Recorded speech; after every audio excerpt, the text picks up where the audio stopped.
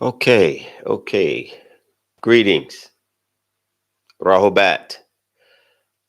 Thanks for joining in. I appreciate you all being patient. We were supposed to schedule go at about 30 minutes ago. I was having a little technical issues, but I'm back. No stress. Okay, we have a lot to talk about. Lot to talk about. First, obviously and foremost, I would like to give thanks to for those that don't know the criteria. We before we start, we definitely always give gratitude and appreciation and thanks to our ancestors, our descendants, our bloodline, our royal link to our descendancy that goes back to our heavenly deities that have incarnated over time on this planet to teach the Nagar Nadu, the black race, our people. And so we have to acknowledge them first and foremost and acknowledge the Father, His Excellency, Dr. Malachi Z. York. We appreciate everything that he has done for his people here. We appreciate the outformation and the actual facts that have been given to us in such a way that it's the the way they have been delivered in a series of books he's been writing again since 1967, and the amount of information that are in these books, it takes a long time to digest because it's filled with so much beautiful science as it relates to us as a people. It's liberating because it teaches you about yourself, your soul, your spirit, your mind, your akal, which is mind in our language, sabbatic.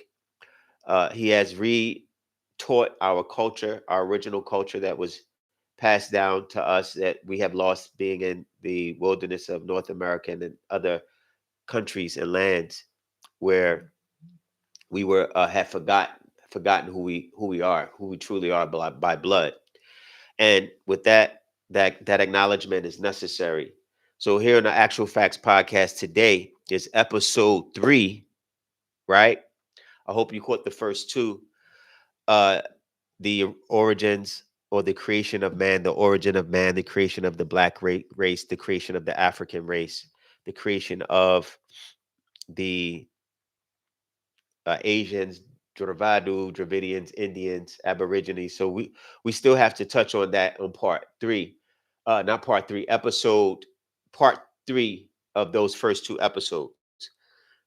We have some inquiries about the Native American bloodline and how that ties in, how the Africans, the indigenous Africans of the Americas mix with the Native Americans. How does that relate to us and our people in 2025?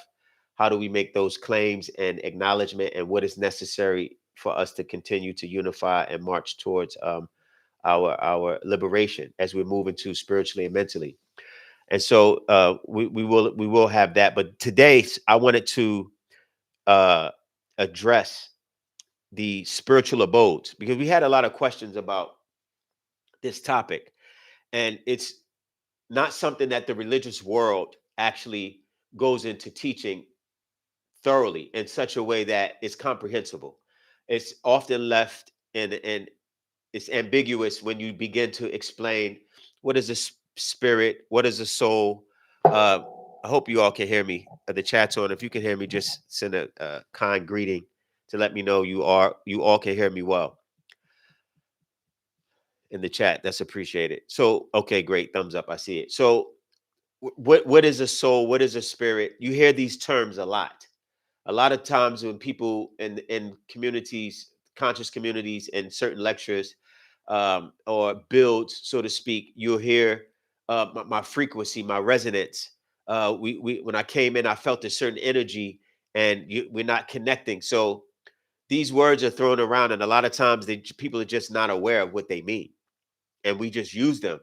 And so the Father actually teaches us the etymological roots of specific words, so you'll understand where they come from and how they relate to you factually, not just in a religious mythological term that most of the people of the past was not able to identify because they didn't have specific tools to measure what we call the spiritual abode now, or the world of the invisible.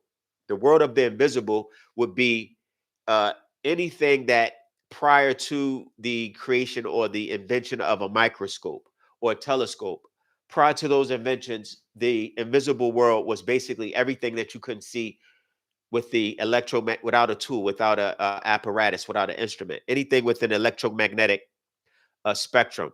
Rahobat, appreciate it. Share the room if y'all, not the room, the channel, if you can. Appreciate you chiming in. My sinuses sometimes be acting crazy, so if I sound stuffy, please forgive me. So what happens is, like in the ancient times, they couldn't tell you about the spiritual world. They couldn't tell you about an atom. They couldn't tell you about bacteria or viruses, or they couldn't explain things that was not available for them to see because the technology was not as advanced. So a lot of mythologies occurred from these, from what would typically today be a scientific explanation. In past times, people would create mythologies to explain certain things that was now makes total sense. Like for instance, there was a time, it's just something that just came to the top of my head. There was a time where um the plague, the bubonic plague, I think in the 1600s, it was rampant in Europe, right? And most people didn't know how this bubonic plague was spread. Most of the people thought it was just maybe a curse. You know, when you're a religious mind, everything is a curse. You get a cold, God doesn't like you. You lose your business, God doesn't like ugly, right? So they use these terms to create a fear, which we'll get into in this topic, the fear that keeps you suppressed and in a state of stress. But the explanation of the bubonic plague was more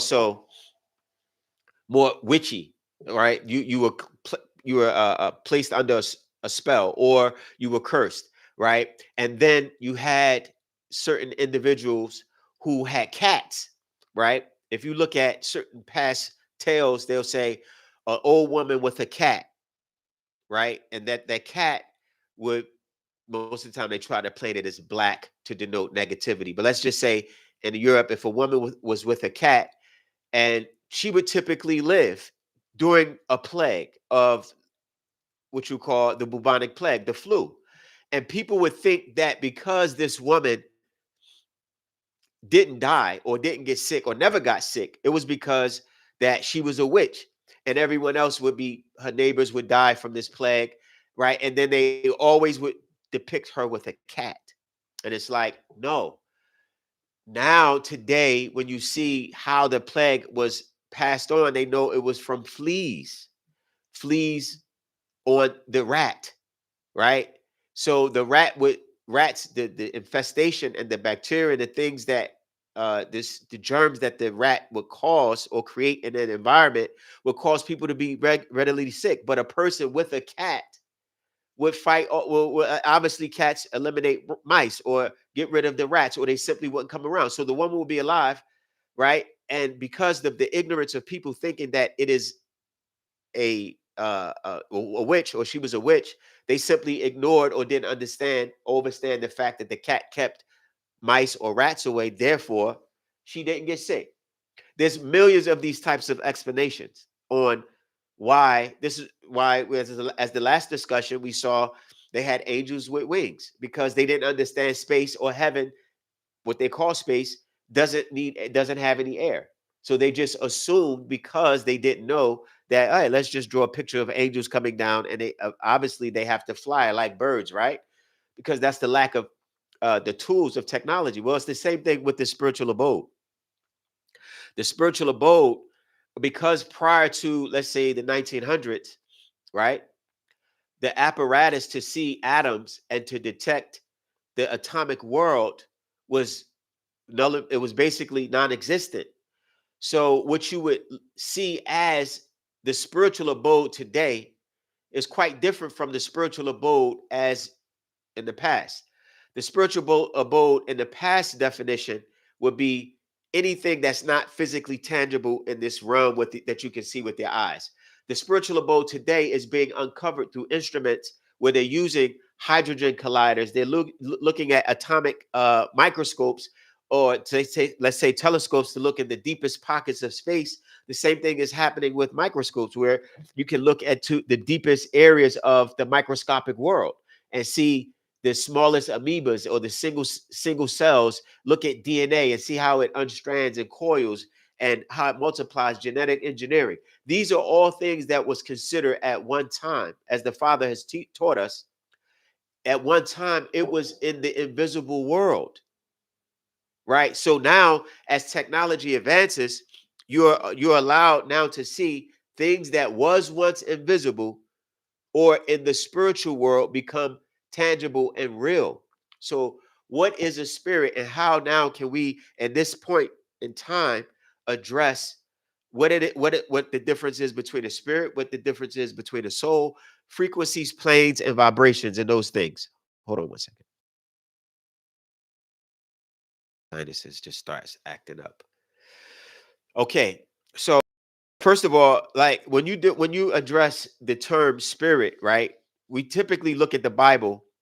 Most of us, most religious people, it's a sad thing what the religious world has done to the minds of our people, right? It has sedated the reasoning and our ability to research because of fear. Well, when you look at this spirit word, you first find it in Genesis chapter 1, verse 2. And it's translated from the Strong's number 7307, right? And we're going to address the spiritual abode. We're going to address planes. We're going to address tones. All of that we're going to try to cover. Not too long, but enough to where if we have to do a part two, we will do a part two. But let's cover the basics first. When you deal with the word spirit, you're dealing with a word that was mistranslated, by the way, because you'll see. We'll go through the example of the mistranslations. It was translated to spirit from the word ruach, which means wind or breath. And it's the Strong's number 7307. When you look at that word, you'll see that it, for some reason, a wind or breath blowing, or a movement, has been translated to spirit. The Quran does the same thing. In the Quran, chapter 70, verse 4, it says, the angel and the spirit ascend.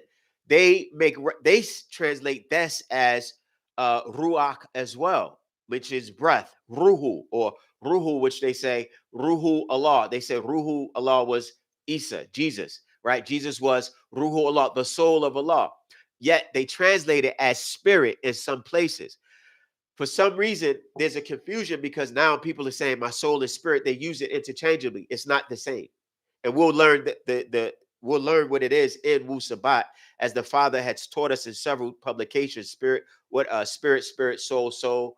We have the Goddess Creators that speaks about it. Another particular Patarak that speaks about the spiritual world and how it relates to who you are as a sevenfold being.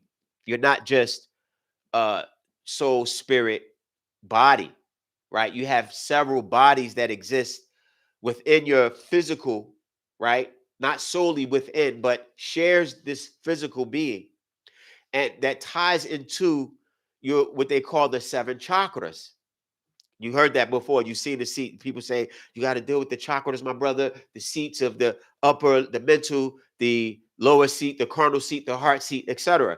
These are real phenomena, but they're not explained enough for us to really be able to regurgitate it and have the conversation. So we'll try to untangle the confusion in order for us to have a clarity. So the Muslims mistranslate ruhu as spirit, which is wrong, because of the Hebrew and the Arabic. There are specific words for spirit. The word for spirit in Arabic is nefesh, or nefs, right? Which means actually personality. It doesn't mean wind, right? Ruhu means to blow, to a wind, the soul of a person, right? Which is different from your nefs or your nefesh in the Hebrew. The nefesh Hebrew is the same as nefs in the Arabic, which is spirit, personality. But the translators in the text mistranslated or translated intentionally wrong in some cases. And I'll show you in Leviticus 20, verse 25, you'll see the same word, right? Nefesh, which is spirit translated as soul. And then you'll see the same word ruach, which is which supposed to be translated as wind, is translated as spirit. And there's another word, Strong's number 178, which is ob, which is mistranslated as spirit as well. This is a different type of spirit, though. That word ob and 173, you'll see that in Leviticus 20:27. In Leviticus 20:27, they translate this word ob as spirit. However, it's not the same spirit as the personality. It's not the same spirit or soul as ruach, which is your soul, the wind. It's from a bottle, meaning a person that uses incantations, not incantations, divine incantations, but when you summon up a spirit. And when you see it in Leviticus chapter 20, verse 27, it says, a man also or woman that had a familiar spirit. So they use a specific word to denote a familiar spirit. They use another word to determine what a soul is, and a nephesh in the Hebrew, which is personality. That's the real it should be translated from nephesh. The word spirit should be translated in the Quran from nefs, but it's not. They use this. So for some reason, the translators uh had whatever issues they had, mostly because it was orally passed down. They had a difficulty with keeping up with how they would translate a word, like the word nefesh, as we just spoke about, 53:15. In Genesis chapter 9 is translated as creature.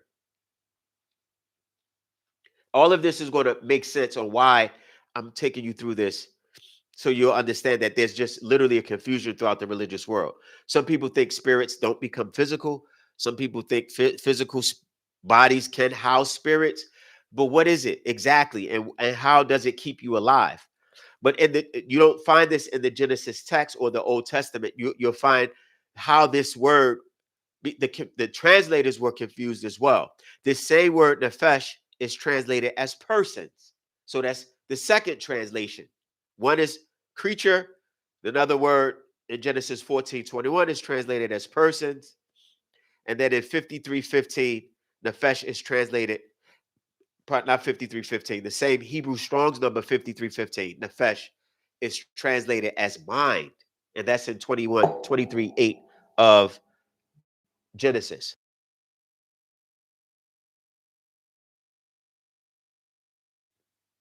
Okay, so Ruach is cool, is translated as cool of the day, which is ironic because when you read Genesis 3:8, when it says this Lord, right, was walking and talking in the cool of the day, the word Ruach is there.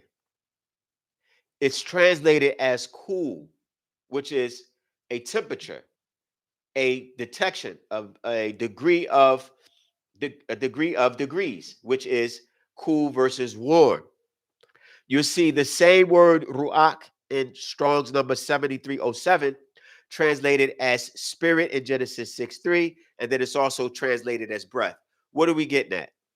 Well, we're getting at the fact that the religious world is totally confused with this spirit thing.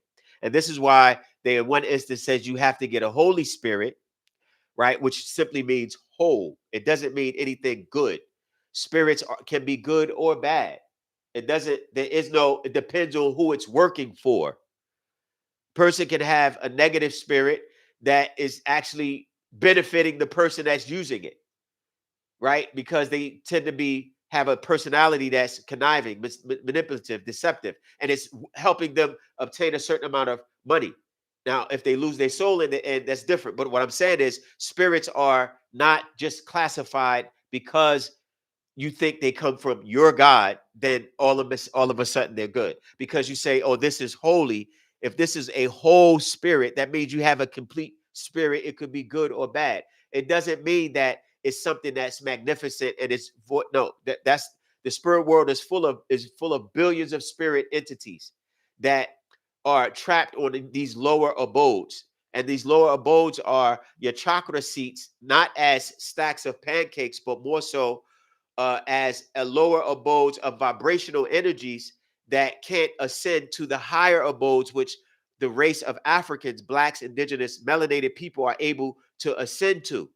And there's a reason why they, in the religious world, they implement fear, because fear is something that keeps you trapped on these lower abodes. Now, when you speak about these lower abodes, you have these seats, these chakra seats that are 7, and they tie into your endocrine system, right? Your endocrine system is a system of glands that is responsible for how you grow.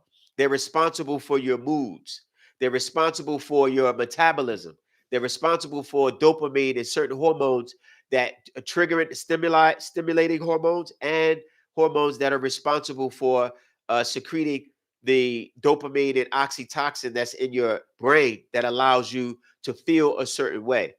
Or it also responsible for your fight or flight mechanism that's coming from your adrenal glands, from the amygdala part of your brain.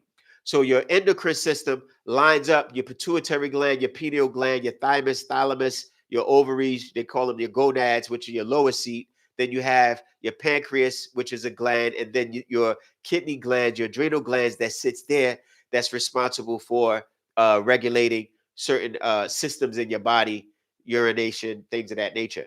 And so these glands that the old ancients knew about were your endocrine glands.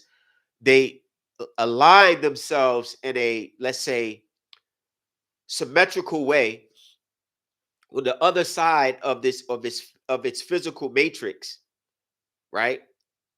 The other side of its physical biological gland, there's a etheric counterpart.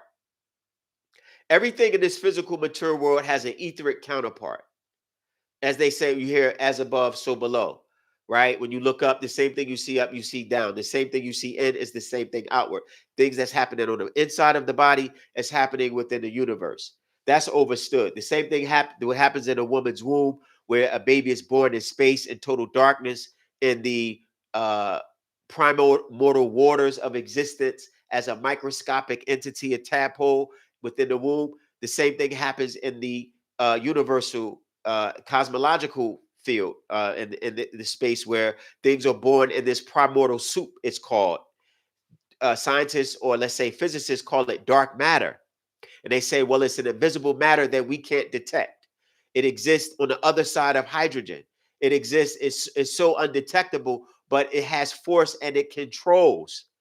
And the reason why they know that this etheric counterpart or etheric other side of the physical world is because light has a specific speed that it can't depart from, 186,272 feet per second, right? Which means that light is controlled. Well, what is it controlled by? How is light able to maintain that particular speed, right, at that rate without alteration, without because if it was nothing, it was uncontrollable, light would travel as fast as it could, any direction, without any physical or laws, universal laws that keeps it in due bounds. That means that darkness, in this dark matter, dark space, there's a controlling element that human beings haven't been able to detect because of their lack of technology. There's higher beings that are able to what do you call it, detect this matter and understand this matter. This exotic matter is called. Well, it's the same magic matter that grows a baby in the womb, the same magic matter that grows planets in space. There's a force there that you can't comprehend. Yet, space does not alter, or the planets do not alter the laws that are set up by this etheric energy. The sun, the moon, the earth does not alter its revolutionary cycles around these particular bodies. They have a specific speed that they don't alternate.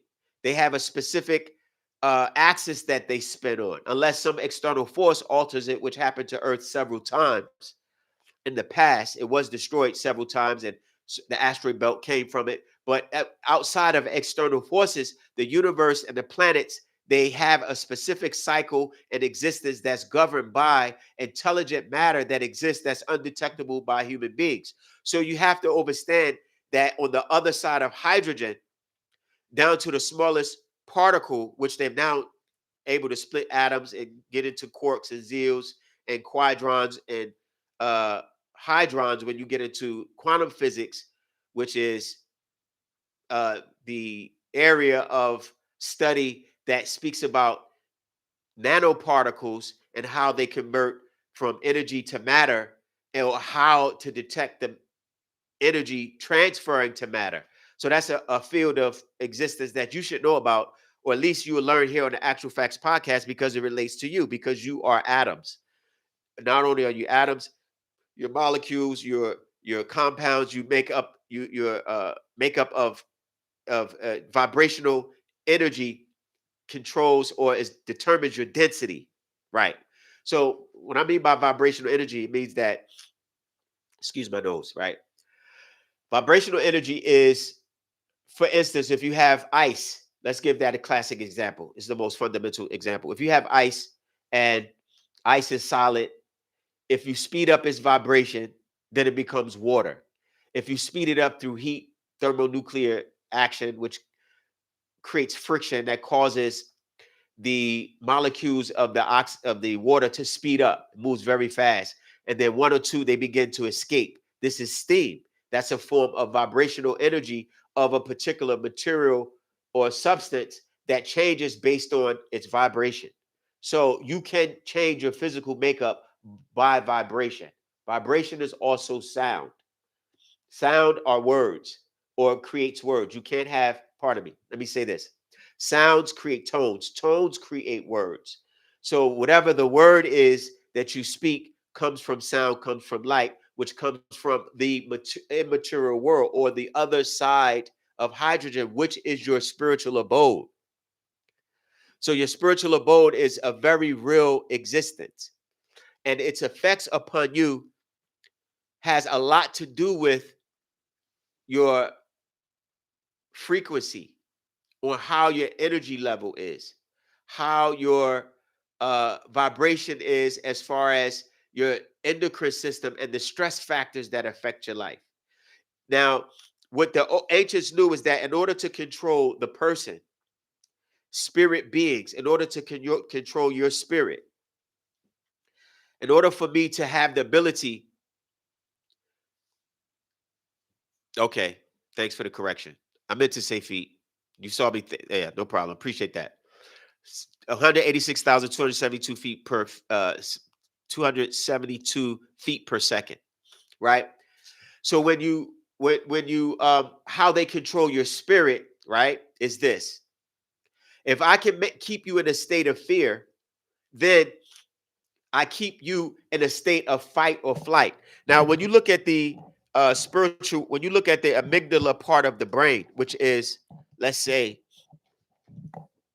it's a small area of your brain that's responsible for how you respond to very dangerous situations, how you respond to threats, how you respond to uh, the thought of not surviving. And that happens with religion every day. The religious world is consumed by fear of a specific God, whether it's Allah, whether it's Jehovah, whether it's Jesus, whether it's whoever it is, right? The God of religion is implements fear in such a way that all his subjects, if you are a part of these specific doctrines, all of his subjects live in a state of stress. And this state of stress keeps you in a very you have anxiety in most of your everyday activities, because you're involved with trying to please a being that you haven't confirmed existed, first of all. So you're trying to make sure you do and live a specific way, or do a specific task, or prevent specific actions, or even alter your own nature in order to please this being, because you are afraid you will be burnt up in Judgment Day, an unconfirmed date of court where you come in front of the judge. Only God can judge me, right? That he can make your life happy or sad.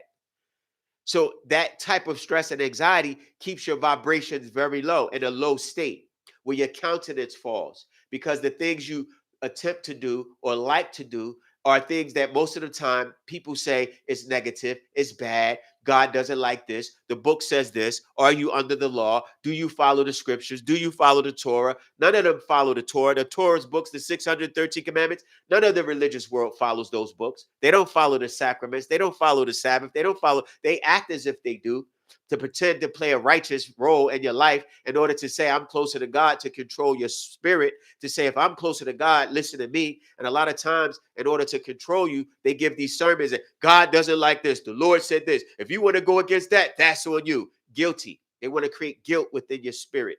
They want to create shame within your spirit. And this keeps you on a lower vibration. And beings of six ether, negative forces, need you at this level. It's 7 planes. The fourth actually is the highest. And we'll get into that, which is the mental. Everything else correlates with the lower planes, but the fourth plane is your mental plane, right? And that's where heaven, the state of heaven, and you reach these beings who are intelligent beings who haven't materialized in the physical. They don't need the physical to express themselves any longer. It's no need. You still need it. That's why you're now physical. You have to express yourself in a more dense state.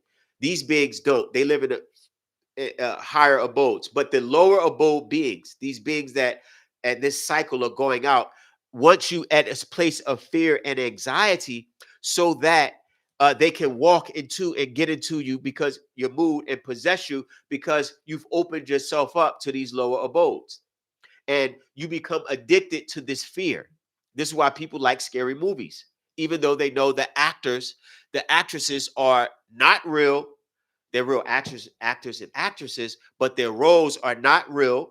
Rahobat, anybody have any questions, put it in the chat. Hopefully I keep up with it when we open up the questions.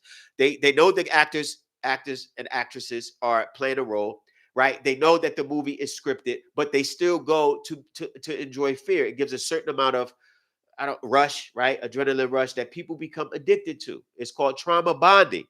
This is literally a phenomenon in psychology. When you trauma bond, you become addicted to the exchange of dopamines and oxytocin and serotonin that's secreted through your hormones in an interaction. Same thing happens with your God. So you feel pleased when you give the things that he says he needs, right? This is all created in your mind through religious doctrine. When you go to church, they say give $5, the Lord appreciates it, he'll bless you. So you feel better about so this is all an emotional contract you have created with these spirit forces, and they keep you in a state of fear. And fear was introduced in the garden, according to the story. When you see that it says, and the Lord, right, called out to Adam, where are you? He said, I hid because I was afraid. Not that I loved you, not that I was appreciative of you, and I realized I did something wrong, and I wanted to come to you and say, listen, I did. No, there was fear placed. So man now is in a perpetual state of fear about the gods of religion. And that's what has keep people in such a depressed state. That's why there's so much fight negativity, so many arguments, so many fights, so much death and killing, because they are able to possess your being because you're constantly in a state of fear and ready to fight or flight, right? Or some people freeze out of fear. And when you freeze out of fear, you just accept your fate. And that's what people are avoiding in religious doctrine. They're afraid that this God will do something. So you live your whole life in this state of anxiety. So you always exist on these lower abodes. On these lower abodes, other moods are created. Greed, people that are greedy, people that are very highly lustful, right? This is a physical abode. It's all physical actions. It's carried out by your lowest desires, right? Your addictions. So the reason why that they keep you in that fear is because the Adamite knows that now that he has you afraid, he can control your soul, because you can't ascend to connect to your own ancestors, to connect to your own deities, because you're constantly worried. Will he take my job? I can't eat. He's responsible for your birth.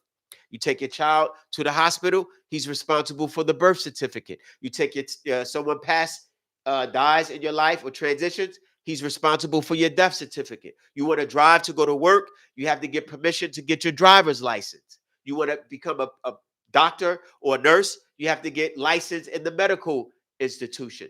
Anything that's in reference to your livelihood to survive, to eat, you have to go to his grocery stores. Therefore, you're under the control of him and what he wants from you. This is a perpetual state of fear and controlling. So these lower abodes is where most people exist on, and they can't come out of it. How do you come out of it? Excuse me.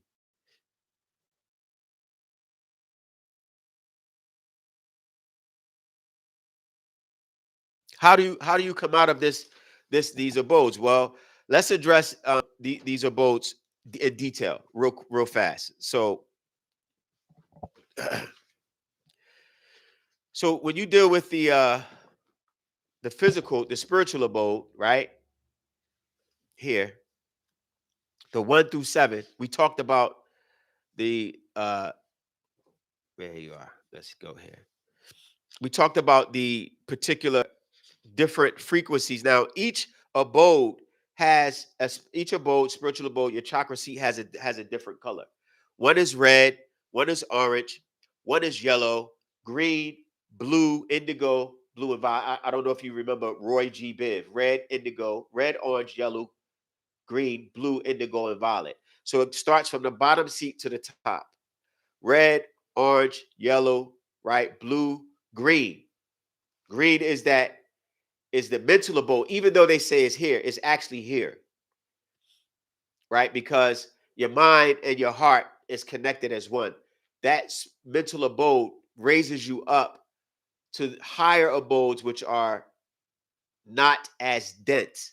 So let's go through them briefly. I want to talk about the mental abode. The material abode. What is the first abode? Is the material abode. The material abode is subject to time, rules of movement. Only on this abode is there a then, when, how. There's calculations on this physical abode. Where you go, it has time, it has space, it has temperature, it has uh, locations. It's basic everything within the material abode. This is the first abode of also specters and ghosts and ghouls and demons exist on this abode, the material abode. They only can get through your body through that most of the time through blood or through alcohol or drugs when you allow yourself to open up to those lower abodes. And you know this happens because a lot of incidents happen when a person is intoxicated. When you're intoxicated and you say, for instance, a person sometimes leaves a club, leaves a party, they're drunk, intoxicated, they get in the car, there's beings that are waiting for you to lower your continent in the spiritual realm. They possess your body. Some of them are waiting around in limbo to carry out acts of the physical material world that they miss. So they could miss driving, some miss having sex, some miss killing. And it happens, a being will possess your body. You'll get in a car, you'll drive erratic, you'll kill, hit a drunk driver, hit two people, go home, get in bed, wake up with the cops knocking on your door saying that you killed two people. And you don't know how it happened. You don't know what happened. All you know is those beings that just possessed you are now have you sentenced to life in prison for vehicular homicide. Or there's other instances where you are protected by your ancestors, and guess what? They take your body and protect you, drive you home safely. So it just depends. But the lower abodes are where mostly these ghouls, demons, specters live. Now, what happens is lost spirits exist there, demons exist there, trapped spirits, and they can walk inside of you. And this is all coming from the actual facts written by uh, the master teacher emotional Dr. Malachi York, emotional energy. I'll take from different notes as it relates to the spirit. So this is that lower abode. Now the second abode, which is the ether abode, right? This is the etheric abode is where things take shape.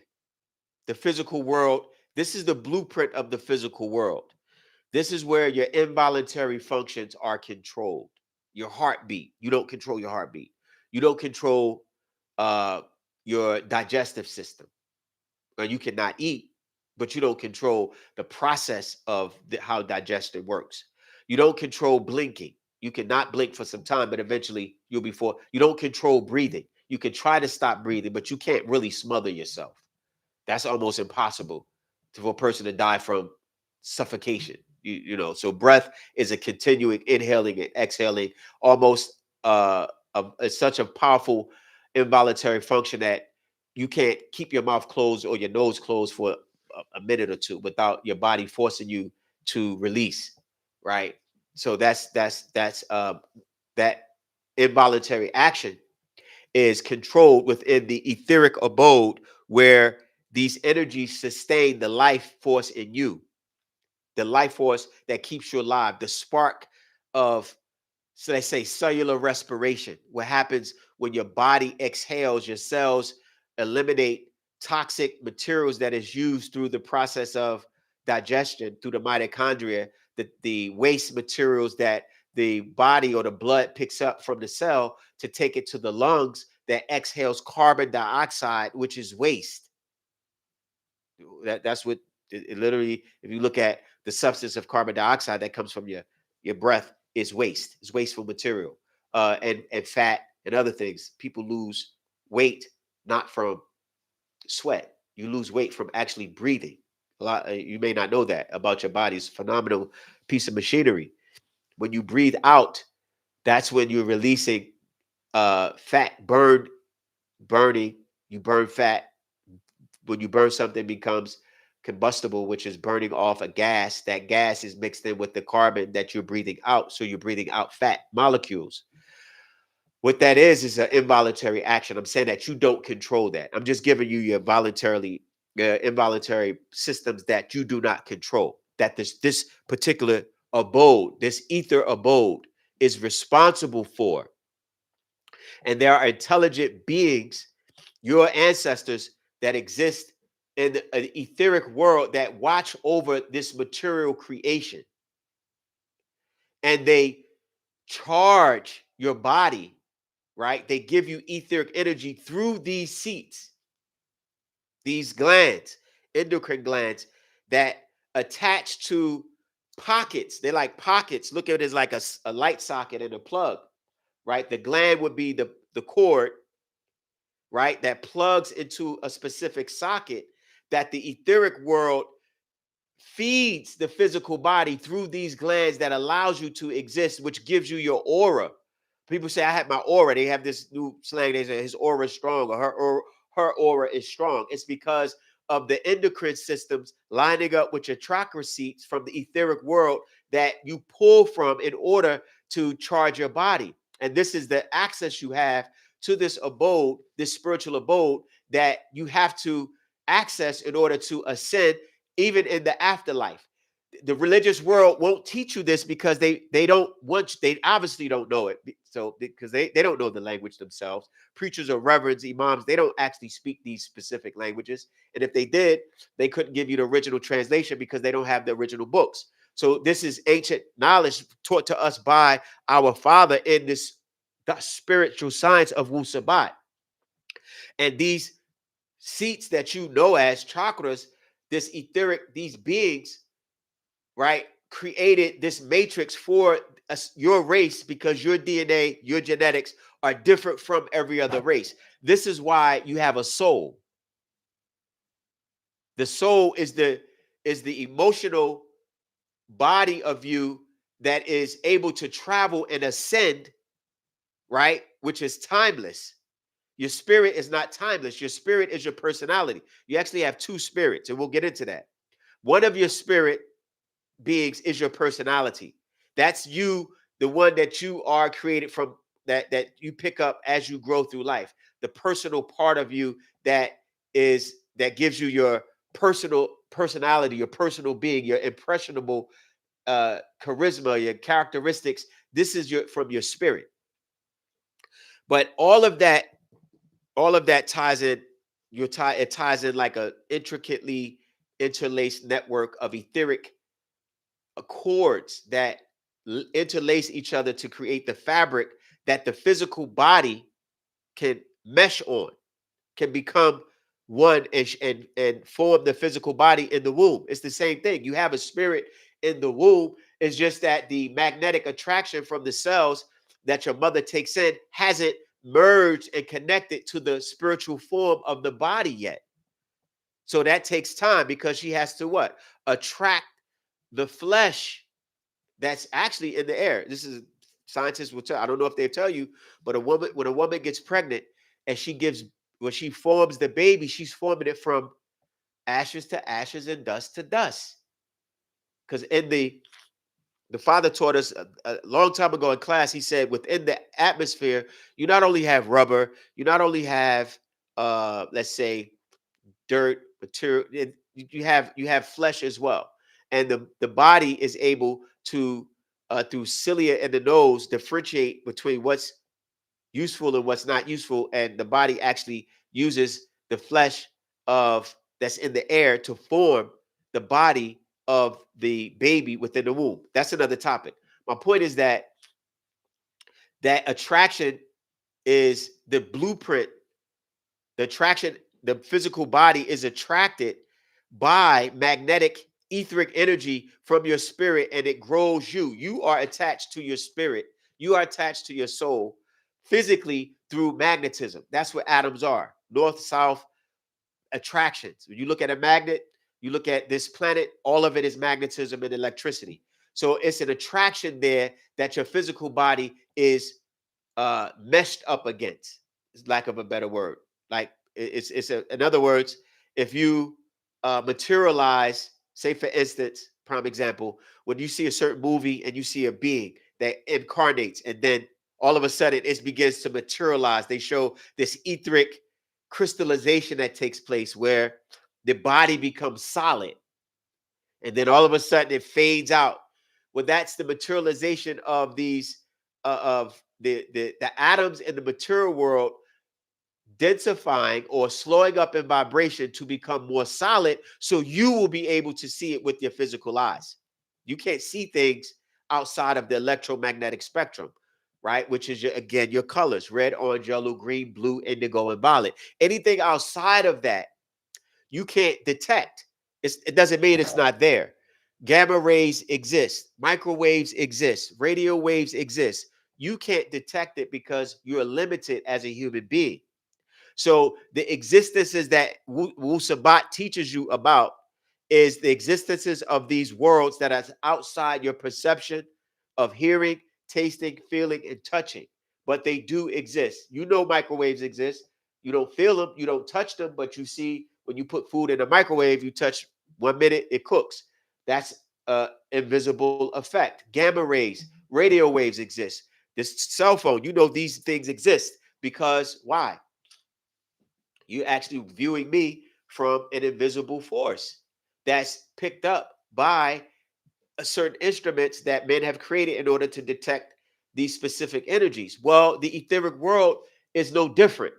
It exists in a way where you're not able to detect it because of its divine qualities. However, the physical world attaches itself to the matrix of this etheric world, and this is how human beings manifest. This is all controlled by etheric beings that exist on the other side, what you call the other side. They exist all around, but because you can't see it, you don't think they exist. Most human beings are under the impression that if they don't see it, then it doesn't exist. The same thing, they think that time moves forward. Humans are under the impression that time moves forward. Why? Because your eyes are in the front of your head. So you look forward. That means everything is happening forward. No, time is all around you. So there's areas of existence that you have to, within the Actual Facts podcast, we'll try to deliver these principles the way that the Father gave them to us over the years so that you'll be able to, let's say, upgrade or transform your mentality so you eliminate and free yourself from the lower abodes and exist in the higher abode, the mental abodes where you should be at right now. You don't exist in the mental abode yet. You do think, right? You do pull thoughts, but there's a connection that needs to be made between you and the mental abode so your ancestors would be able to pull you up will you be able to ascend. But you can't do it because you don't have the connection. There's a connection that takes place even when you pick up radio waves. You have to tune in the knob to get in that certain frequency. You want to say 97.8. You go, you hear white noise, right? Until you get to it, and then it clicks. Why? Because you tuned in on the right station. The reason why the religious world doesn't get answers to these gods because you're not on their station. Africans, you have a totally different station and tone that you must speak to, right? That you must connect with in order for them to connect and get on the right station so you can get your messages. What messages? Your prayers being answered, the guidance that you're looking for. You think, oh, some people, they go from I'm not religious to I don't believe in anything at all. That's extreme. Because you have to know that there's a divine force that has guided you to the point where you are today, because the decisions that you made in life, you wouldn't have made the decisions to be where you are right now. Most people would have been a millionaire, famous, movies, whatever the case. That wasn't your design. So you're guided to get a certain amount of information for your spiritual journey and your soulful journey, because your time in the physical is very limited. You don't have a lot of time to think, I can accomplish this, I can accomplish this, I can be. No, you don't. By the time you get a certain age, 20, you make a bunch of mistakes. Your 30s, you're trying to correct them. Your 40s, you're probably just getting settled. And the time you get to your 50s, 60s, people are clocking out. So don't think you have a lot of time. This is not the journey that you should be focused on, trying to obtain physical, material wealth and desires and accomplish a bunch of things that waste your time, and you don't develop your spiritual body, your soul. It becomes immature. And when you're born into the etheric and spiritual world, you're a premature baby because you spent most of your time in this world following people, rappers' lives, and following stars and scrolling on social media, doing these things that had no relevance to the development of your soul. So this is why this podcast, as you share it, please share it right now. Share the room. I keep saying room because I'm on Clubhouse a lot. The channel, the podcast, like and subscribe. Let's get back to this abode. So this etheric abode is where all of the energy from the etheric abode transfers into the body. And it transfers through these pivot connection points. You'll see a diagram of the chakras. My nose is killing me. A diagram of the chakras seats in different, let's say, uh, pictures. They have these pictures where they see someone sitting in a lotus position, right? But they don't tell you you have the pineal gland, which is your brow seat, which is they use, most of our ancients use the Claudius or the serpent symbol there. And it's a reason the serpent was used for several reasons of transformation and wisdom. And this is why most of your biblical text, your religious text, they always show the serpent symbol as a symbol of healing or a symbol of medicine or a symbol of wisdom. Be ye wise as serpents, Yahshua of 2,000 years ago said. Moses used the symbol of a serpent to heal the children of Israel that were supposedly being bitten by snakes. The Egyptian priest and the priest of Aaron, threw down the stake. Moses threw down the staff, it became a snake. So they use these serpents as a symbol. You see it in ancient Mekmet or Egypt. You see it at the top of the third eye, right? Which is transformative because serpents transform. They shed their skin to become new. It was symbolism there. It had nothing to do with your biblical story of the devil there deceiving the world. No, that's religious dogma, because the Lord of Genesis that introduced fear to human beings to make you fear him, so he can control your soul, deliver you to them. You come to the altar. We went through this over the last episode. They introduced fear to control you. We don't have fears in Wu Sabat. We don't fear gods. We don't have to fear a god in order for him to feel secure about his dominion or his control over human beings. Our gods don't request us to fear them and run and hide because they have some fire and they're going to throw you on a pot and watch you burn forever. That's some childish hogwash that billions of adults today are still accepting and taking in and living their life 50, 60 years, still afraid that someone is going to hurt them and watch them burn up forever. That mentality is old. It's outdated. When you free yourself from these lower abodes, then you'll accept the fact that you have access to an abundance of energy from your ancestors, from your etheric elders, let's say Panatharu, our relatives that exist there in darkness where God existed according to religion before he created light, darkness where there's peace and tranquility. They exist there, and this energy feeds you everything that you need to know about yourself.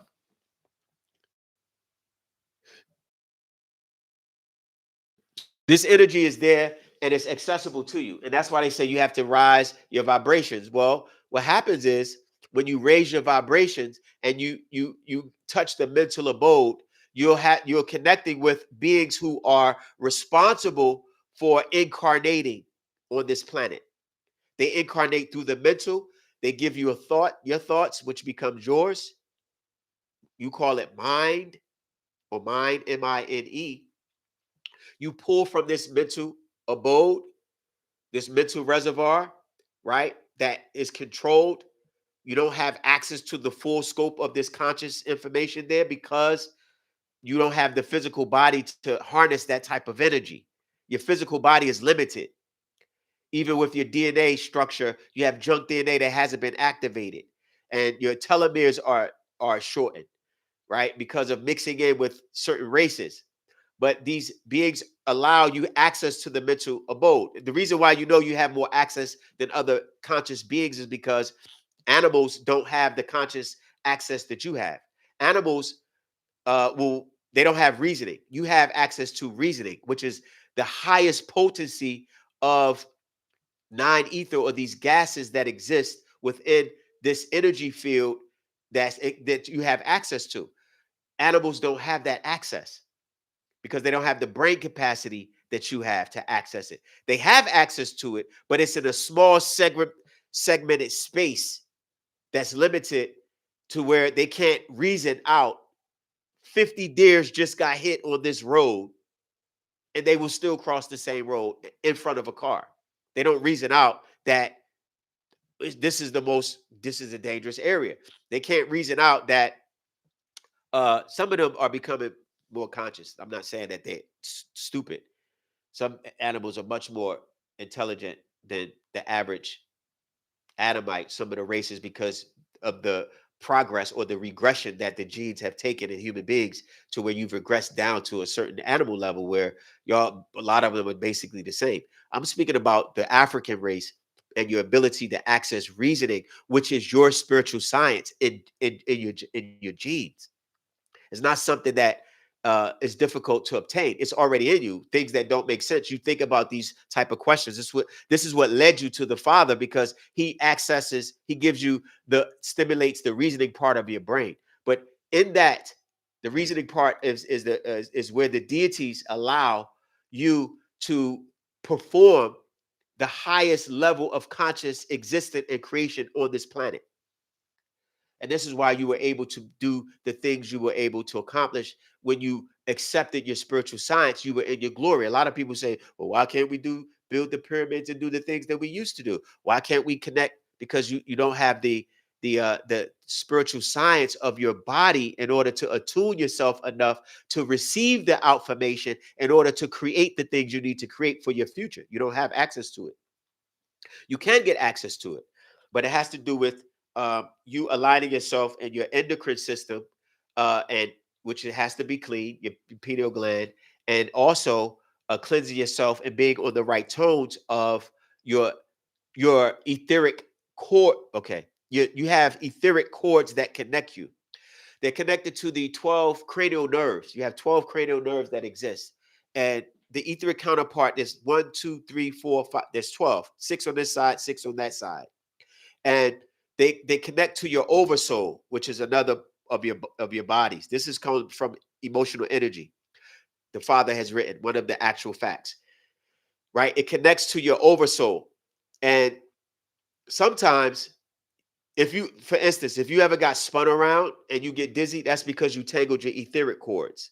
Until they untangle, then you come back to yourself. that happens. Well, this connection, if you close the straws or the, let's say, straw-like tubules that connects you to the etheric world, you cut yourself off from that, from your ancestors, and they can't hear you. But how do you cut yourself off? Well, by converting to other people's religion, cultures, religions, and calling on them. It's like calling on another radio station, calling a wrong number for your cell phone, on the cell phone, to get your parent, and you're dialing someone else's father, you're dialing someone else's mother. And literally phones were tones. When you called a phone, once at some point, the old monologue phones or analog phones, they go do do do do do do do do do do do do do do. You can literally remember someone's phone number by remembering how it sounds because of the keys when you pressed it in, and you could make the connection. That's what prayer is. Prayer is making the right, speaking to your ancestors in the right tones in order to get the right connection. You can't do that in Christianity because the connection of their race to you as an African or indigenous, black, whatever you suit your the calling. If you call on another race, then you're not, then they can't pick up because the radio, which your physical body is, the transmitter, the information that you would receive from them goes contrary against your nature. So it's like connecting someone that everything about what they're giving you goes totally against the system that's been calibrated to receive it. You've been calibrated to receive a certain amount of information from your ancestors that's suitable for your genetics, your tone, your colors, your food, your uh your natural nature, how you feel, how you dance, right? You can't connect to a Hindu's culture because it's a genetic thing. They have a certain epigenetic, morphogenetic field that allows them, when they gather, they behave a certain way and they feel a certain way. It's passed down through genetics, through your descendancy. It's in the genes. It's how the genes communicate. It's how the music communicates with them. You don't have that. That's what, because you don't have a culture. You lost your tones.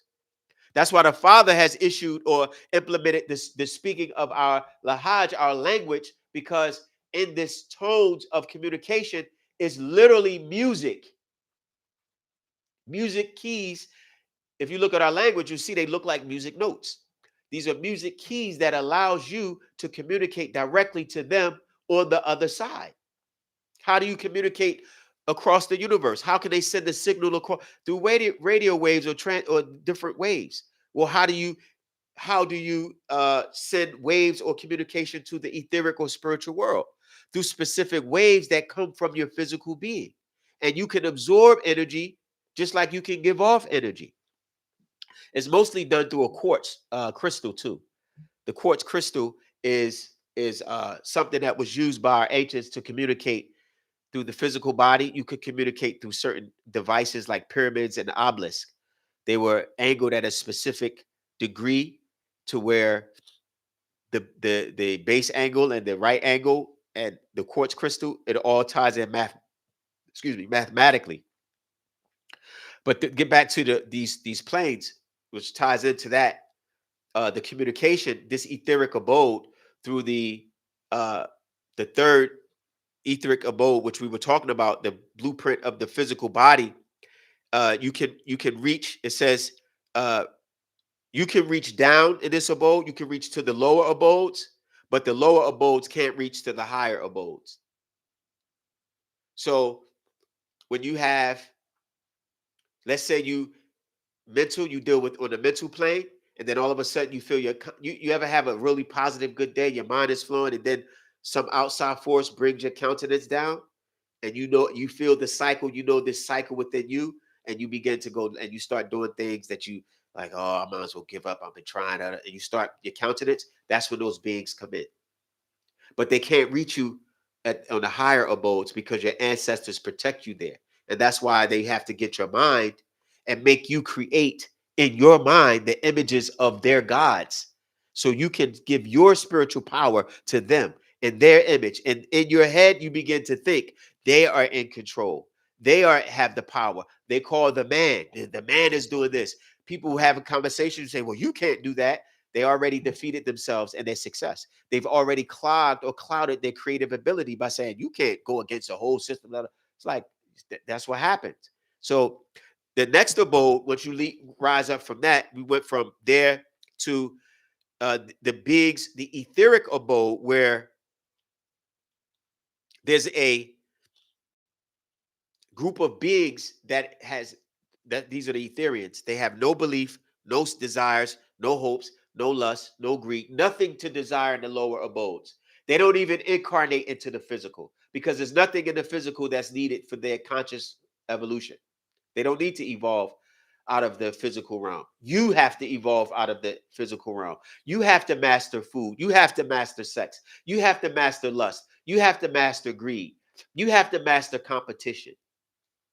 You see the same cycles of existence in human beings every day. They're very limited in their behavior because they're such on a lower evolutionary scale. This is why this planet, a lot of beings want to eliminate the existence of these the Adamites and the Adamites that the Adamites created, because you've been created or you follow this race so much that you can't elevate past basic everyday activities.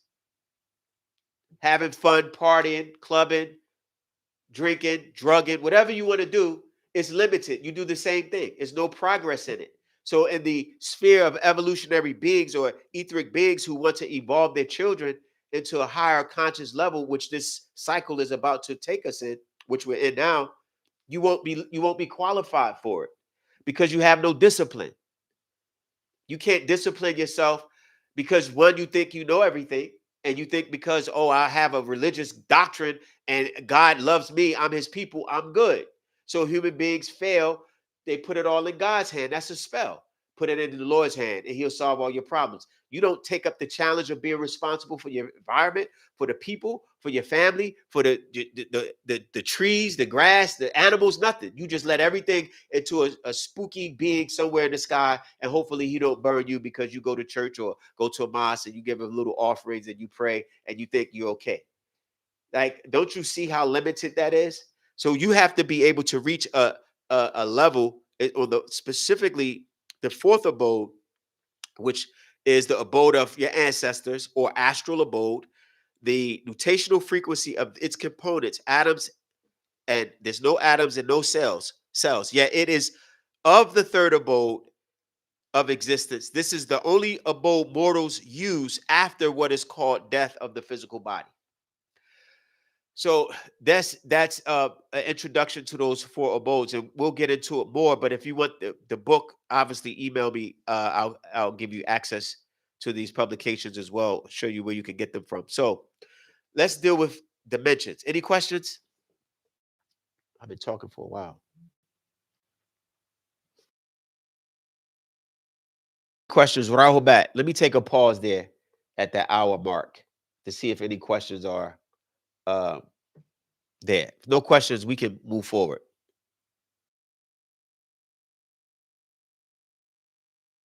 Okay, share, subscribe. If you're not, just remember to subscribe and share. Now, what are dimensions? Because people say, "Oh, I'm in a dimensional state, dimensional this," right? Okay, so let's deal with dimensions. So we have the abodes, right? We understand that abodes are not layers of cake. People think abode it's like no, it's like in the room. Perfect example. You can have air, ice, and steam all in a room, and they won't interfere with each other because they're different densities. Planes are the same way. You can have various planes, 7 planes exist amongst each other, but because the nutational rate and their atomic elemental structure is different, they can move in and out without any interference. Though some of them mesh with each other, others can't mesh with higher abodes because it takes a certain amount of ether potency to rise up to that particular abode. The same thing happens with your moods. Your moods, they lower and they expand in this way. The same thing with the body. Your body expands and contracts. This is just the law of physics. But let's get with dimensions so we can have a idea of what dimensions are.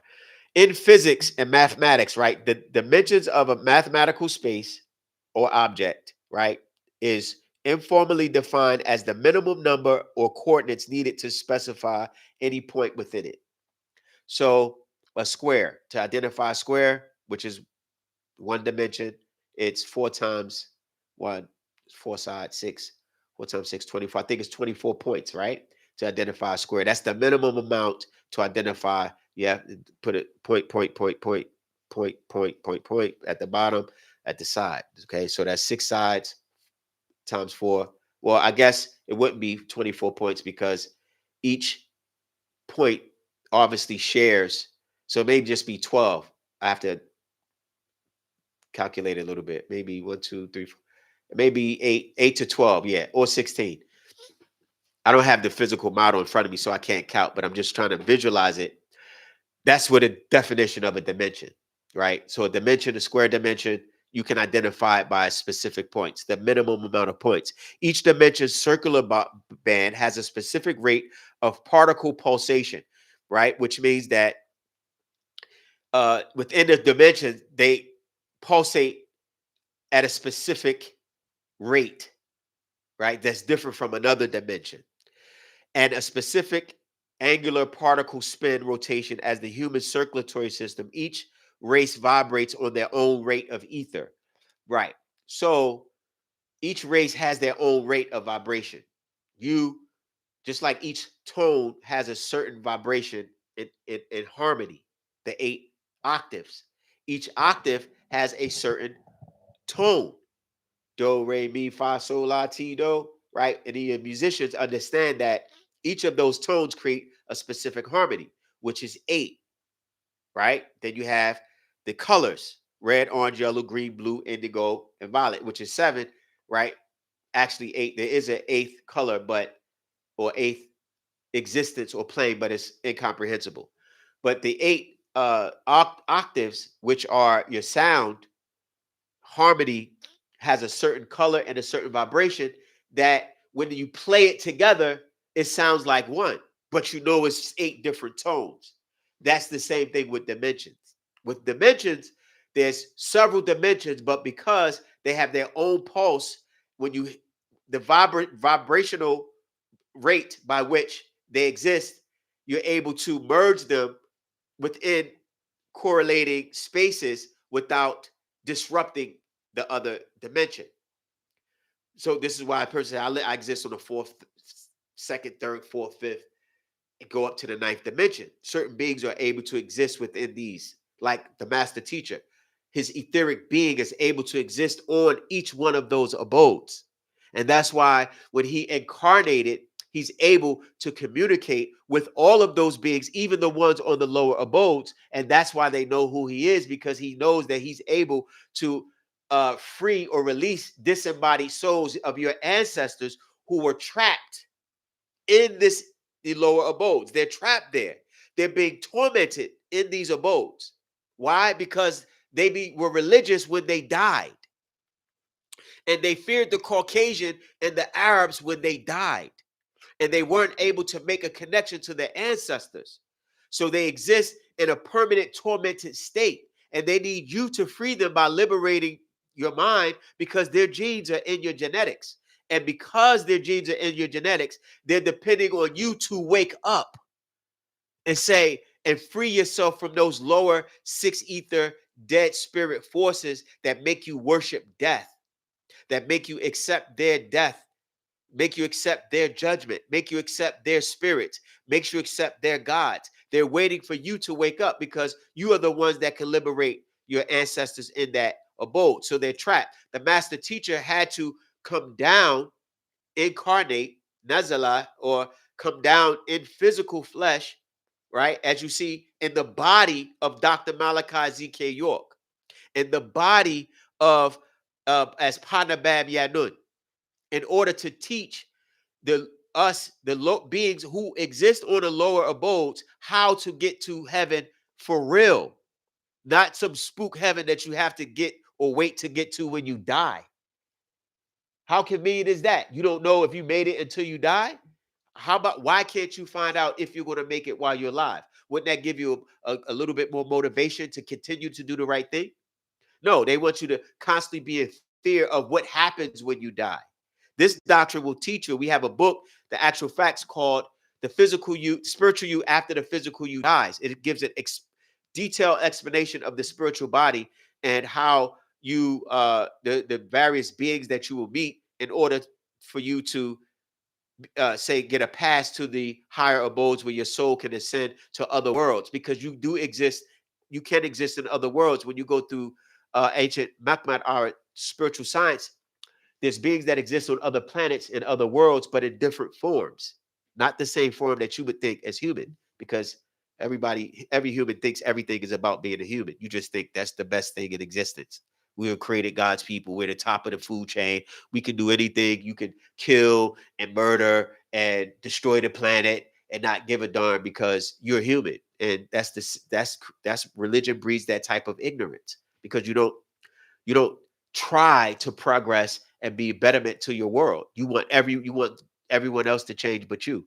But anyway, this dimension thing is important. My nose, sorry if my sinuses, if you can hear it, please forgive me. I don't know, it's the time of the year.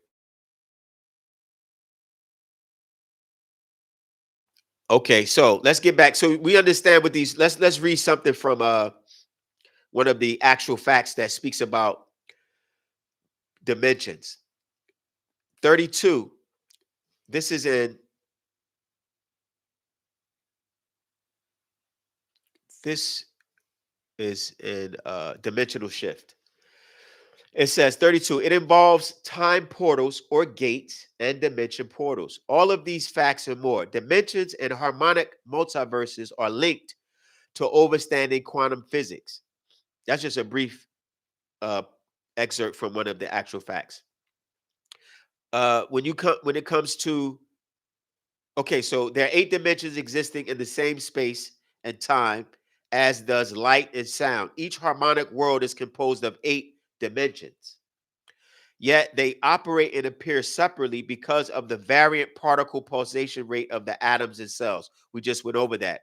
When a planet evolves through dimensions, the rate or speed or particle pulsation progressively increases, allowing a planet to evolve through 8 dimensional scale.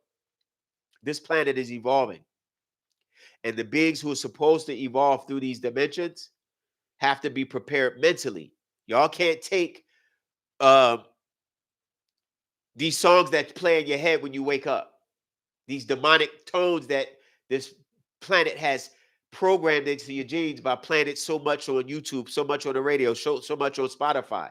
These so-called hits that hit your genetics and hit your record, your mind as a record player, and creates grooves in your mind that plays over and over and over and over and over.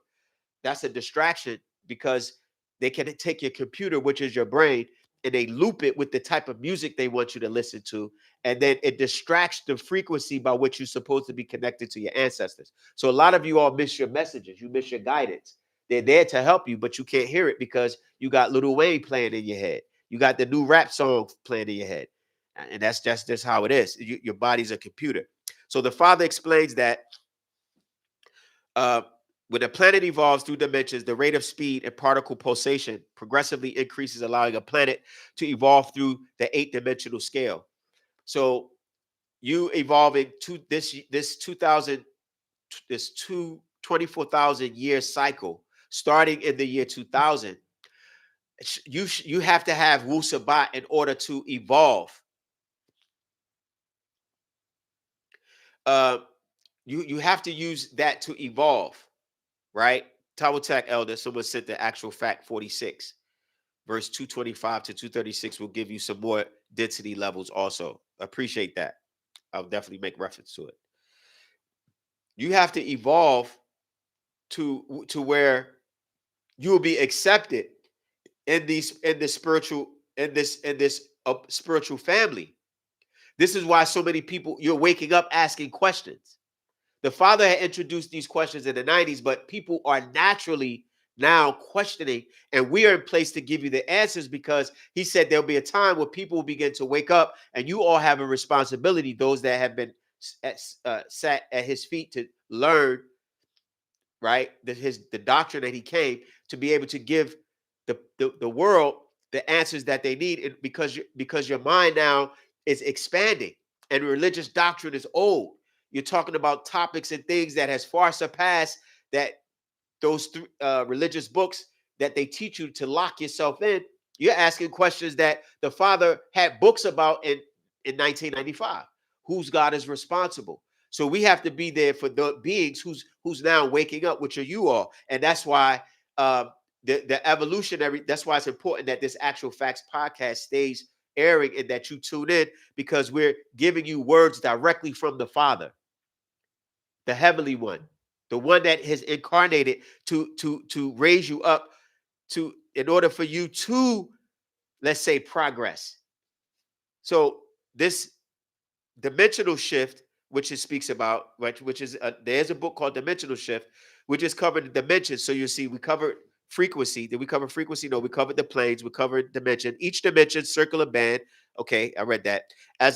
As we move through different dimensions or emotions through a segment of the unified field of particles of mortal substance that gives the illusion of space and time as you know them, your conscious does either circular direction, future, past, then, from now, all in the unified field of this matrix. Let me read that again. As we move through different dimensions or emotions through a segment of the unified field or particles or mortal substance that gives the illusion of space and time as you know them, your conscious does either circular direction, future, past, then, from now, all in the unified field of the matrix. Physical beings on earth are on or in the third dimension, a spiritual, and are on a harmonic shift. The harmonic shift is the scales. So this all has to do with what we are and what we're doing in this day and time. Now let's get to this frequency thing. So I think this probably will close and we'll take some questions, right? Because frequency is something that people use, and for some reason, it has to be understood that frequency is a measurement. Okay, when a person says frequency, they're not saying a thing as intangible object. Frequencies are not tangible in that sense. You can't grab a frequency. You can't touch a frequency. It's it's a wave, or it's a measurement of 1 second per hertz, it's called, right? So frequency is the, let me read the definition. Frequency is the number of occurrences of of repeating events per unit of time. So they measure it by hertz. You heard the word 66 hertz or terahertz, or they call it frequency meter. It's measured by a frequency meter. So frequencies are in all types of patterns of scientific phenomena, or patterns in the scientific world.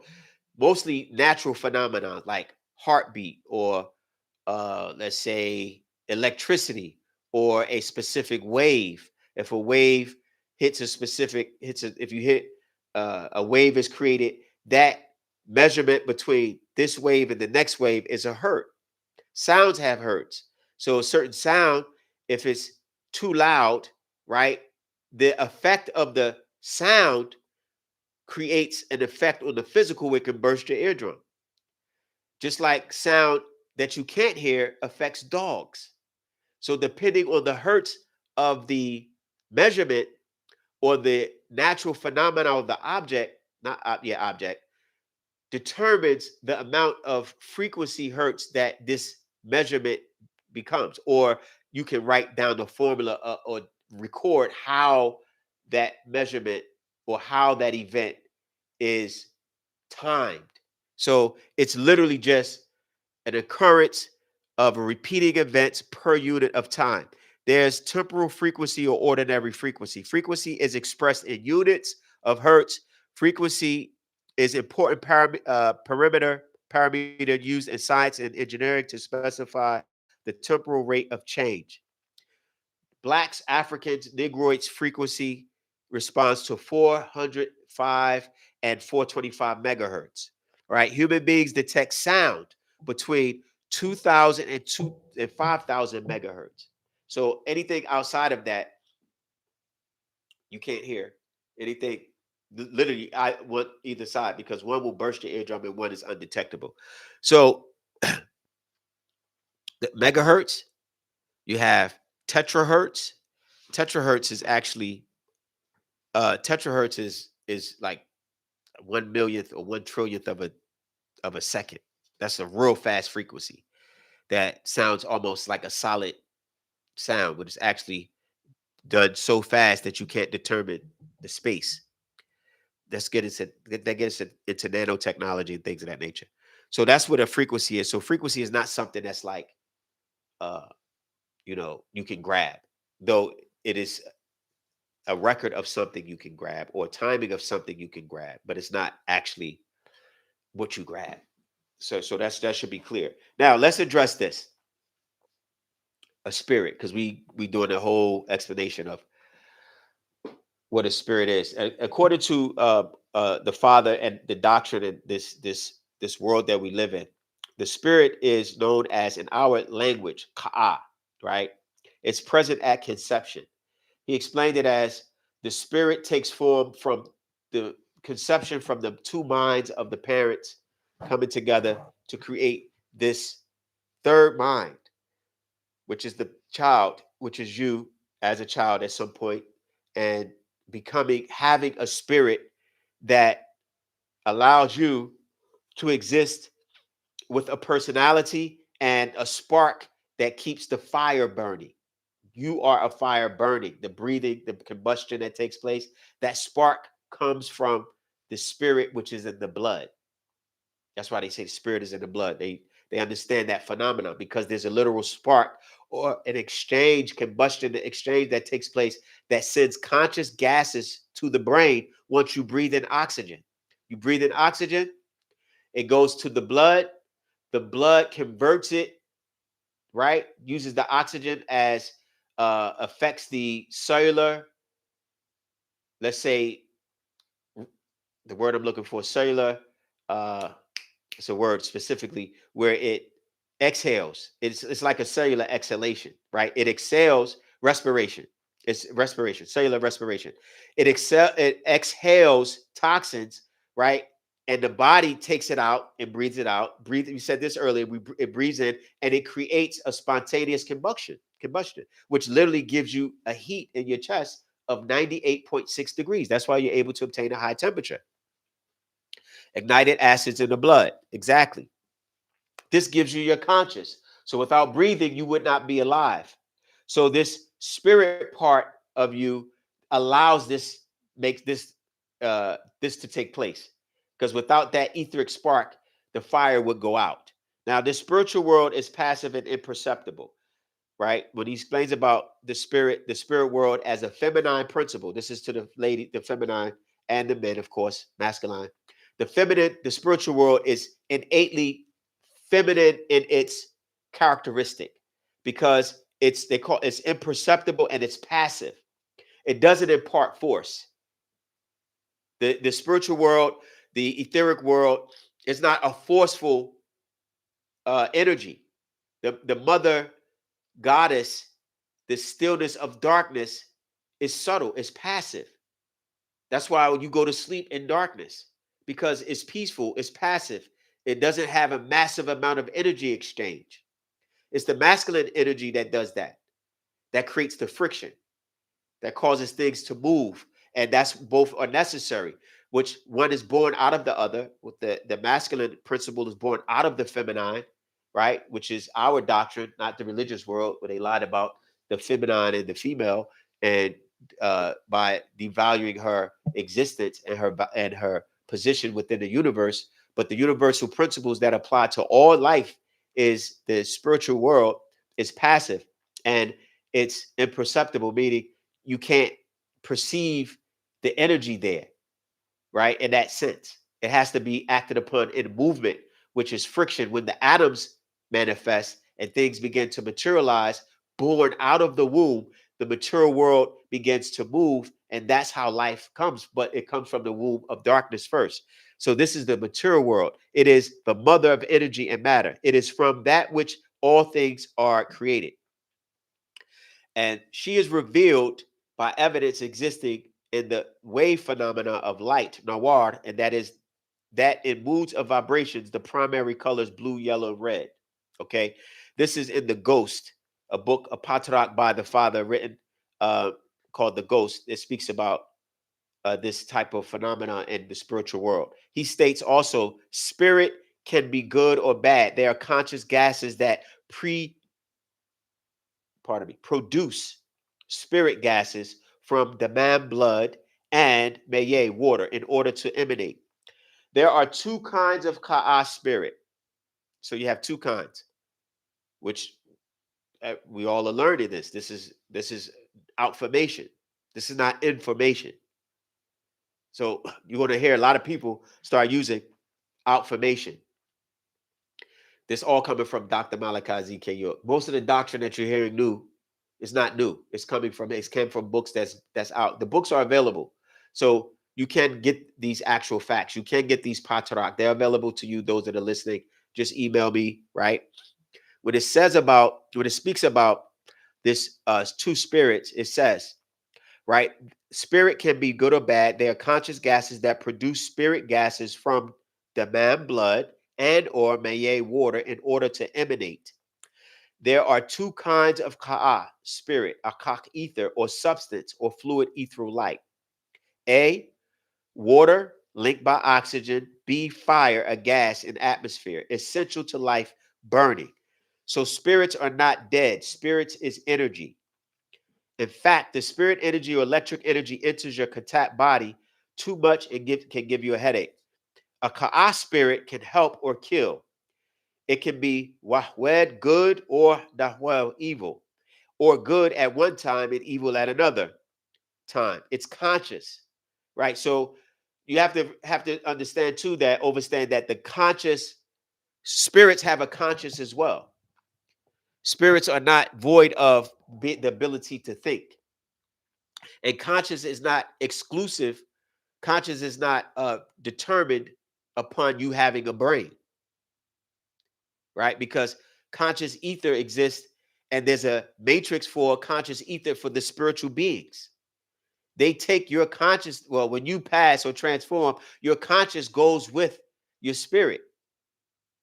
Or if you are here physically and you like not physically, spiritually, you here physically, you die physically, but you are in limbo spiritually, you still have a remnant of a conscious mentality that is entrapped within the lower abodes. This is why a lot of times you can see premonitions or ghosts at a specific spot where a person was killed in a car accident. A lot of times people see car accidents take place the following year at the same time, same hour, same day as the accident at the same intersection, because the impression of that spiritual event, physical event, spiritual event, it burns itself in the matrix of this etheric field. It's like when you look at a light and a light burns in your eye, you look away, you still see it, it takes a second to go away. That same thing happens in the physical abode. That event burns itself within the layers of the spiritual world, and in that it takes time to burn out. So you may see it the next year, and then again the next year be more faint. The next year is more faint until it eventually burns out. These are real phenomena in the spiritual world. So you do have two types of spirits. So the Father expresses that that the you as a human being. So since the spirit is light and energy of conscious gas existing within the electromagnetic field, that Tawatak, magnetic field that exists. Thank you, my brother, EBTV, TTW. Yeah. So, since spirit is light and energy of conscious gases existing within the electromagnetic field that exists in space, whether low energy or high energy, this is fluid ether carrying quantum particles coming from the womb of space. Okay, so this fluid ether, the Father's explaining that it comes to you all the time. You have energy, light all the time. How you know it's coming to you all the time? Because if you know anything about stars, some stars that you see in the sky are actually really not there. How is that possible? Because light takes time to travel. And what's interesting about this light phenomenon is that if you were, right, for instance, 7 trillion light years away, the 7 trillion light years is like an astronomical figure. It's so long that zeros are ridiculous. But it's the amount of it's the length that light travels within a year. So you have to do the calculations of light traveling per second or per feet. Then you have to do that number, multiply it by 60 seconds, which gives you a minute. Multiply that by 60 minutes, which gives you an hour, and then multiply that by 365. Actually, back up. Multiply that number by 24, which gives you that amount of hours in a day. Then that time of 24, you multiply that by 365 days, and that will give you the time light travels within a year. Then you multiply that by 7. Now, light travels that long. It may take 1 billion years for the light to get to Earth. By the time the light from that star gets here, that sun would have burned out. But that light is still traveling. That's how you capture moments on camera. You're literally capturing light particles, hits the film. Older films, that nowadays, it's still the same thing. Like light travels in the camera, right? It captures it, those light particles, develops it. So you've captured light in a still frame. That same light that you didn't capture, that, let's say, reflected off of you when you were 5, is still traveling. Just still traveling in space. The points of your existence when you were 2, that light that when you got up and say you went to school and you remember your favorite clothes you had on, or your school play you were preparing for, that light that was there, that reflected off of you, that was able to give the ability to see, is still traveling at a certain speed, which means that everything about you is still, at some point, will always exist in space, even when this physical transforms. That light that existed, that when you were alive and it reflected off of you, is moving in space at some point in time. Now, this is how time travel. I don't want to. This is how time travelers are able to go back in time. These are beings who are intelligent enough to know how to harness time or travel, not time, light. Light is time, right? If you're able to catch the light, if you're able to travel faster than the speed of light, you're able to go or move forward, catch the light that reflected off of, let's say, Yahshua of 2,000 years ago. You're able to catch the light as it took 2,000 years to travel. Say you travel faster than the speed of light, catch the light, see it, and you're able to relive the event as if the actual event occurred right in front of you, because you've traveled faster than that particular event and moved in front of it. Now you're able to capture it again. That's all time travel is, if you're able to travel faster than the speed of light. Well, the same thing is happening within the universe. The light that has existed billions of years ago, billions of events ago, you're still traveling, and it comes to you. And this is how people are able to say, I can see the future, or I've seen the past. The quantum converter, or the crystal, the quartz crystal, does exactly that. Our ancient ancestors was able, the light will be in a prism form: red, orange, yellow, green, blue, indigo, and violet. And each light, to answer your question, it's broken down in a prism form. Those are the various colors, the the colors that you see is the sound, and that sound from the light gives the information of what happened at that particular event, because events are happening all the time and it's recorded in the light. That's why you record television or record video with light. You just determine the shape and size based on the color to give the human being a visual to see, oh, that's a person, that's a dog. But you're able to mimic the event of the physical world by by the by the instrument that reconfigures the light to make an image, the same way your brain does, right? So your brain does the same thing. When you take in light, and we had this conversation before, but someone was speaking about, can you see water? We'll get into that. But what happens with you as a human being, you take the particles of an event, every event, it goes into your retina, pardon me, goes into your pupil, then into your retina, then into these nerves. They call it rods and cones, actually. Before it gets to that, they call rods and cones, that takes the light and literally converts it to a chemical message. So your brain does the same thing a computer does with light. It convert, not chemical message though, because this creates electrical data. Your brain, or your optical nerve, creates a chemical message that's stored as a chemical, right? So this event is condensed. Everything that you're recording in life is condensed down to chemical messages that is stored in your neurons, your system of brain memory cells that's responsible for memory.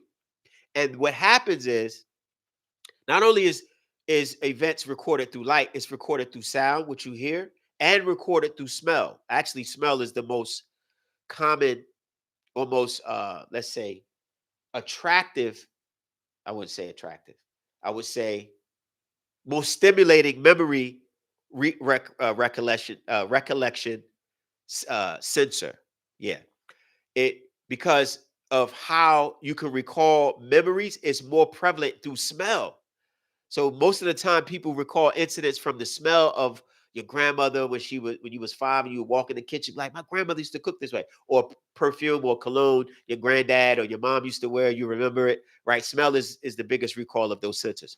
My point is that all of that is done through the brain. You pull in these reference beams. That's how holograms are created. Reference beams.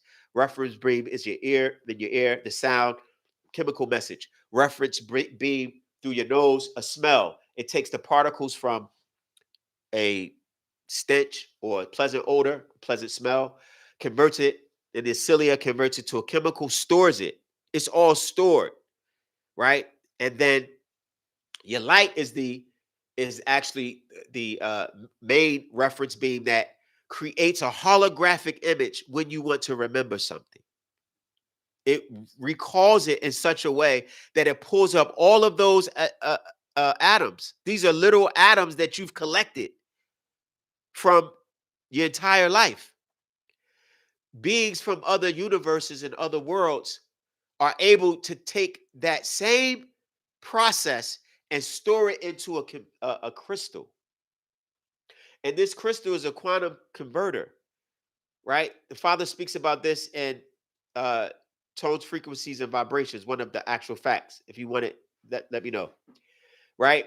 What happens is the quantum converter takes light, it stores light, and it reflects it in such a way that eventually it slows it down. Because you can reflect something so readily within this crystal. You ever see certain crystals light? It just retracts, reflects all inside of this crystal until eventually it becomes harnessed. That's how ancient computers were created, through a natural silicon dioxide. It's a gaseous substance that creates the quartz crystal that the Egyptians used, our ancients used, to harness an energy. And once it's stimulated, it amplifies the information in it to the point where you, as a radio frequency, a radio body, could receive the information through your DNA. And that's how we communicated through the stars, through the heavens, because we were able to harness the information that these other beings and other galaxies would send and transport to other worlds. But you were cut off from that because of your mixing in with other genes of races who were mixed in with animals, and because their tones and their frequencies are different from yours, it threw off your station. But when you look at the edifice of Egypt, the obelisk, which is a radio antenna, we talked about that, right? When you look at an antenna is an old antenna is this symbol of the obelisk. When you look at an obelisk, what is an obelisk? It was an antenna communication device. That's why we rose or built it in every what do you call sovereign city. In every sovereign city across the world, every capital city, there's an obelisk there, because the obelisk represent that you were a sovereign and you only got your information from God, right?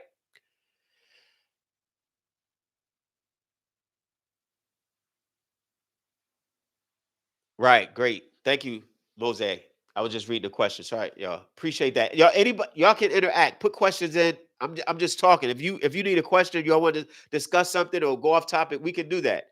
Because if y'all just want to hear me talk, I can talk. But I also want to engage because I need to understand exactly or understand what it is that y'all might be overstanding on, so I can get it from the books. Oh, okay. Yeah, I can get it from the books of the Father. So, yeah. So the obelisk was a communication device. So this is why when you see a obelisk like in Washington D.C., they had an obelisk to say, "Well, we're sovereign. We're our own authority," and people were like, "Okay, no one can bother them there." That's why most countries, when they say we're sovereign, we create our own laws. When you're sovereign, you create your own laws. You create laws to govern society. You become the law. You are the head of this particular body. How is the head governed? The head is governed from, they say, a divine purpose, or a divine overseer, or or an overlord, or God. The Pope has the same type of ecclesiastic power, where he, at the top of the Catholic Church or the ecclesiastic government they have created, he was seen as the vicar of Christ. So they said, since the Catholic Church acknowledged in their doctrines that Christ rose and he was no longer the authority on the planet, then the representation of this Christ on the planet was the Pope. And therefore the Pope, whatever the Pope said, was just as equivalent as if God was talking.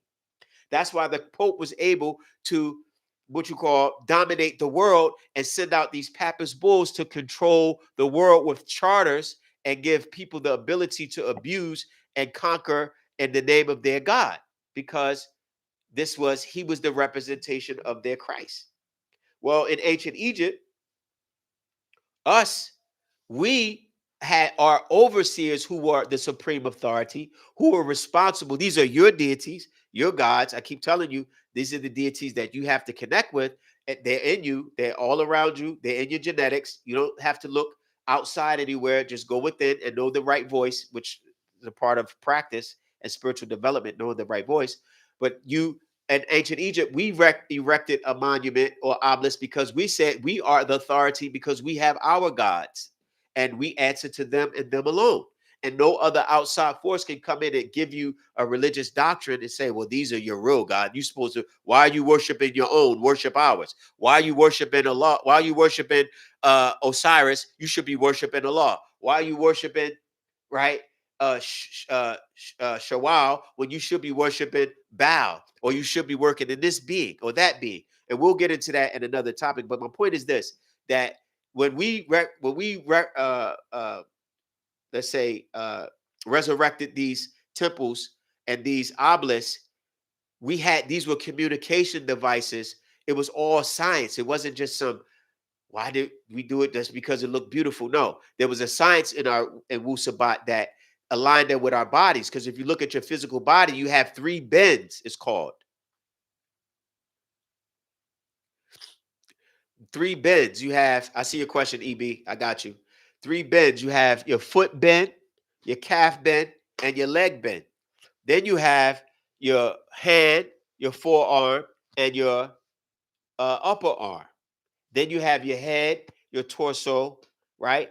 These are your three bends. Why three? Because FAC. These are your frequencies that and your notes that the physical, your natural body, the physical planet, and natural nature all was in tune. You were in tune with these frequencies, and you hummed, you had a certain relationship with the universe. And once you became in tune, you became a device that was able to receive these connections across the universe. And that's why people say, well, I'm getting downloads, or I was in tune with God, or I hear the voice of God. How do you hear the voice of God? It has to be coming from within.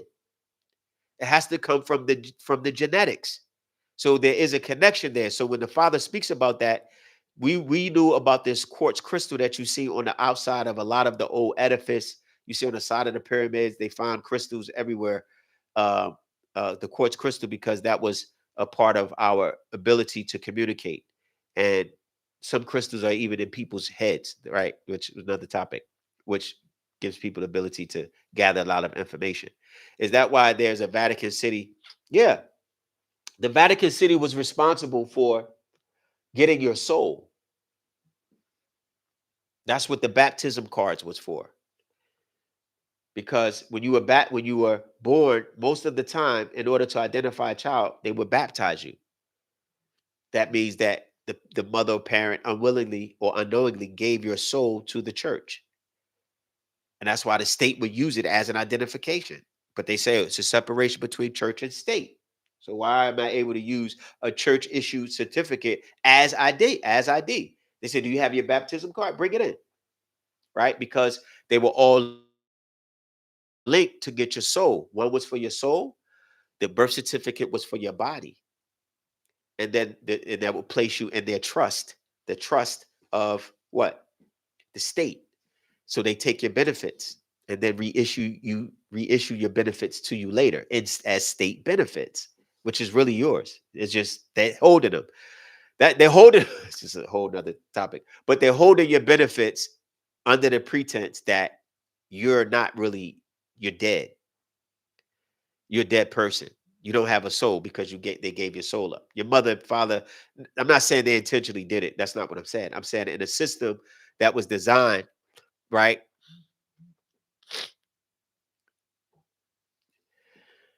Um, I see your question. All your questions. I'll address that. So they give your soul up in the baptism. They give your body up as a all capital letters on your birth certificate, and then they give your mind to the school system.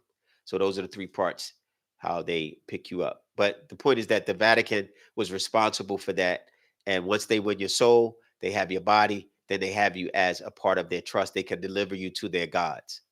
And that's why they say come down to the altar to offer yourself. It's a whole different topic. But okay, so someone wants a few questions. So this we've been going 2 hours. Wow. Okay. A few questions. I hope that was clear. It's a lot more to it, but I tried to make it as simple. Not simple. I'm not saying again.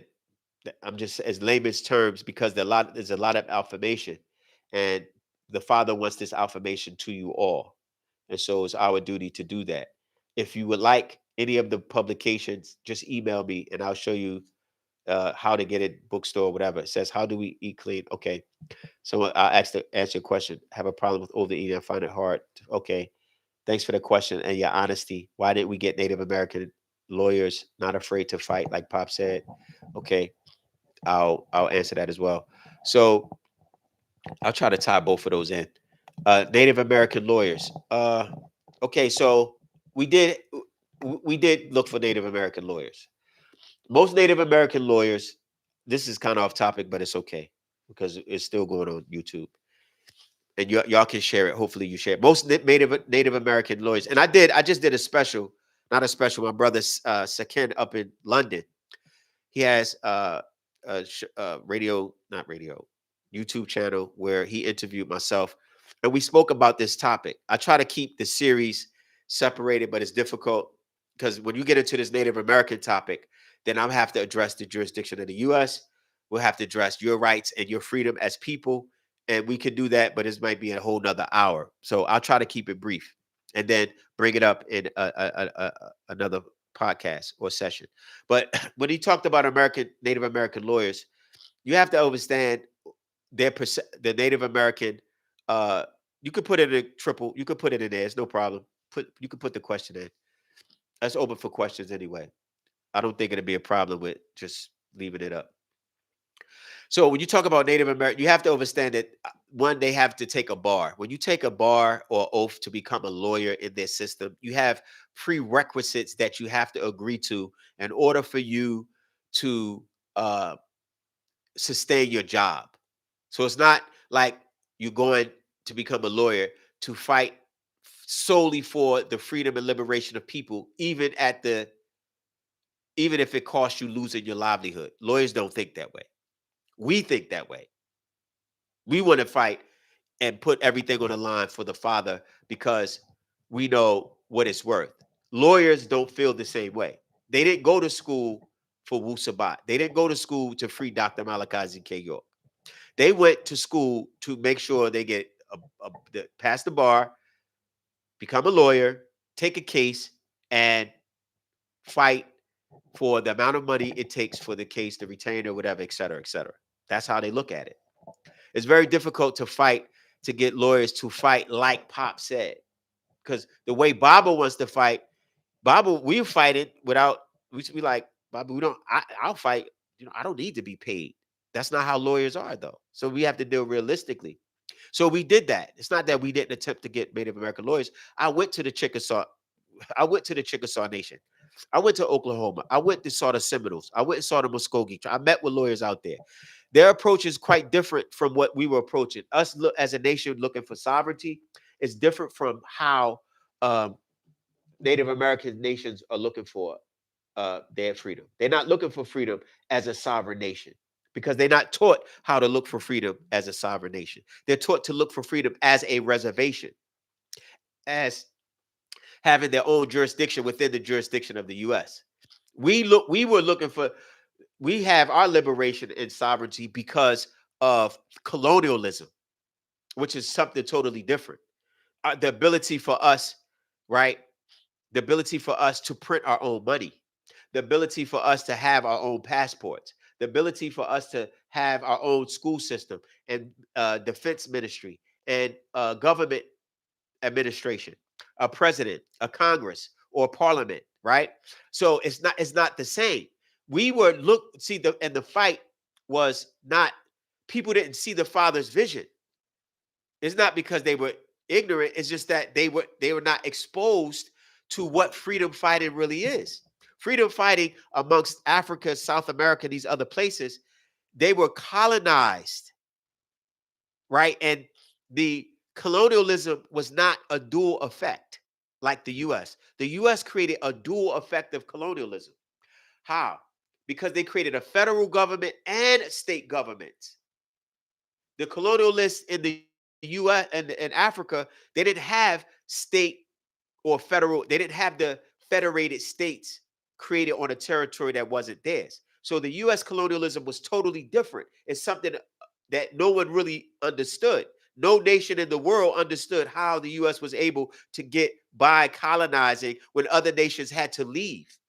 You have to remember when those African nations were colonized, Zimbabwe, Angola, Nigeria. Somebody mentioned like Nigeria, Ghana, right?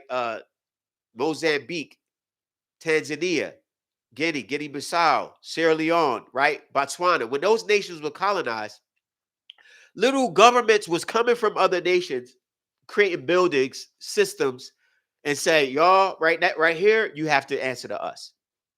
That's how it went. Or our police will lock you up. They didn't speak English. They didn't have no idea what these people were doing, the system they were bringing in, the type of government structure. And so after a while, it was like, listen, after the scramble for Africa and the what's the convention conference it began with a B. It's the conference of, not Belgium. It was a conference that they scrambled for Africa. I have it at the tip of my tongue, right? Right when they after this scramble for Africa in World War II, when all these nations was being plundered by larger nations and colonialism was ridiculous, millions of people's lives were lost and people died. It was just, you know, the genocidal effects. We could have a whole podcast on the type of atrocities that was committed. But when you look at how it was done, you'll see that these France coming into Mali, and you know, with the Portuguese coming into Angola, Belgium coming into the Congo, England or the British coming into Nigeria and Ghana, you saw how they were setting up their own governments to control people for economic exploitation. That's the classic example. For some reason, none of the leaders saw that the U.S. colonized indigenous and African peoples but Dr. Malachi York. He was the only one that knew the task of freeing a group of people in such a way that he had to almost trick you into your own freedom. Berlin Conference, thank you. I said Belgium. I was close, right? That's in Germany, though. The trick you into your own freedom by appearing as a religious person. Oh, yeah, thank you. Yeah, appearing as a religious person because you wouldn't listen to anyone that wasn't religious. Blacks in America, if you wasn't a Christian, definitely if you wasn't close to a Muslim, you had to be close to the Nation of Islam. But if you wasn't a Christian, if you wasn't a Muslim, or you wasn't some type of Hebrew, you would not, blacks in America, the indigenous black people, Africans, would not listen to any other leader in that outside of those realms. It was so difficult to get you to understand the ability for you to free yourself but you had to be taught how to unify in a specific way to spoon feed you culture. Because if you take a black Christian church in the 60s, if you come wearing red, white, red, black, and green, yeah, I ain't with that African stuff. I love this white Jesus. It's difficult waking you up. Our Father had a different time and space, a difficult time in freeing his people because you were not even on your land. Even if you were scattered. You didn't even have your language. At least in Africa and South America, they had their indigenous languages. You didn't have your language. You wasn't living on your original land because you didn't know that the land was taken from you in the 1700s. You scattered all over the country. So you didn't have a land. You didn't have a food. You didn't have a culture. So you basically were stripped from nationhood from the top down. Other African nations, they still had their traditional cultural practices. So when the Caucasian came and set up their colonial governments, they were able to unify because it was already in them. So when Ghana unified, they were able to at least speak their language, come together and say, okay, we still have something. We still have our chiefs. We still have our kings. We still have our queens. We still have our queen mothers. We still have our gold. We still have our language. We still have our names. So an African or black man coming to the Americas and saying, create a nation is like, how? What? We're not. So it was very difficult. So the task was to pull you out of religion first. You had to come out of Islam. How do you get a people to come out of Islam if they won't look at you if you don't have on a kufi? You have to have on a kufi for a Muslim to even pay attention to you. So Dr. Malachi York came as Sayyid Al-Imam Isa Al-Hadi Al-Mahdi to teach you, right, true Islam for what it's worth, in order for you to listen to him so you can learn, right? I came giving you what you want. He had to give you what you wanted so you can learn to want what he has to give. So he went through those religious schools because you wouldn't pay attention to him any other way. By the time he got us through that, then he said, now it's time to show you how we can become a nation. Let's move to a place where I have a plan to get our feet back on indigenous territory. And I just went through the whole conspiracy on the southeastern area of the Americas, Mississippi, Alabama, and Georgia, to show how those lands were illegally taken from the Georgia settlers through a massive amount of fraud. The Father understood that once we make claims to the land, bringing our tribe back down from the north that you ran from the south to the north. You literally went from all of those states all of those lands that were yours and was moved. So he went north. That's why we were up in New York. That's why you saw us in Chicago, in Detroit, in New Jersey, in all of those areas. And then he brought us back down. Literally, he said, I'm coming to put your feet back on the soil under the sun where you can live of, for, and by each other on our own sovereign land. But I have a plan. Don't mess it up. And people was like, oh, he changed from the Moors to Native American. We had to do that to assist the Native Americans because y'all didn't know y'all were forced off of the territory. So in order to make the claim, he couldn't let them know what he was doing. He couldn't let the Caucasoid know. We're about to come back and take all 3 states back that y'all stole when y'all came here. Y'all thought we didn't know. That's why you can't hit a moving target. So Negroes was looking at why Dr. York changed so much, not knowing he's avoided the devil's targets by moving in their areas to confuse him. Not that he was confused. In order to defeat the devil, you have to know how he's thinking. So if you're on a specific trail and he can see 20 steps ahead, then he's going to shoot the bullet 20 steps ahead. But if he knows that you're going in one direction and you say, oh, I'm going left, and you become Rabboni Yahshua Bar El Hadi, like we said we were Hebrews, and now the Hebrew Israelites say, oh, I remember he was a Hebrew.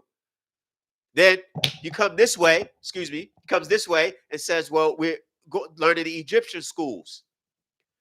Right? And then you see masonry, and then you see the Shriners, and then you see, right? And it's like, don't be confused. Just listen. Let the devil be confused. But it was Negroes who came out against him. And the whole time he was bringing us a collage of different people from all over the world. Muslims here, Jews here. We had the 5%ers. Why? Because he wrote a 5%er book. We had the lessons. Let's set the record straight. Or what about the lessons? We had the Nation of Islam coming under our umbrella because he had a Nation of Islam book.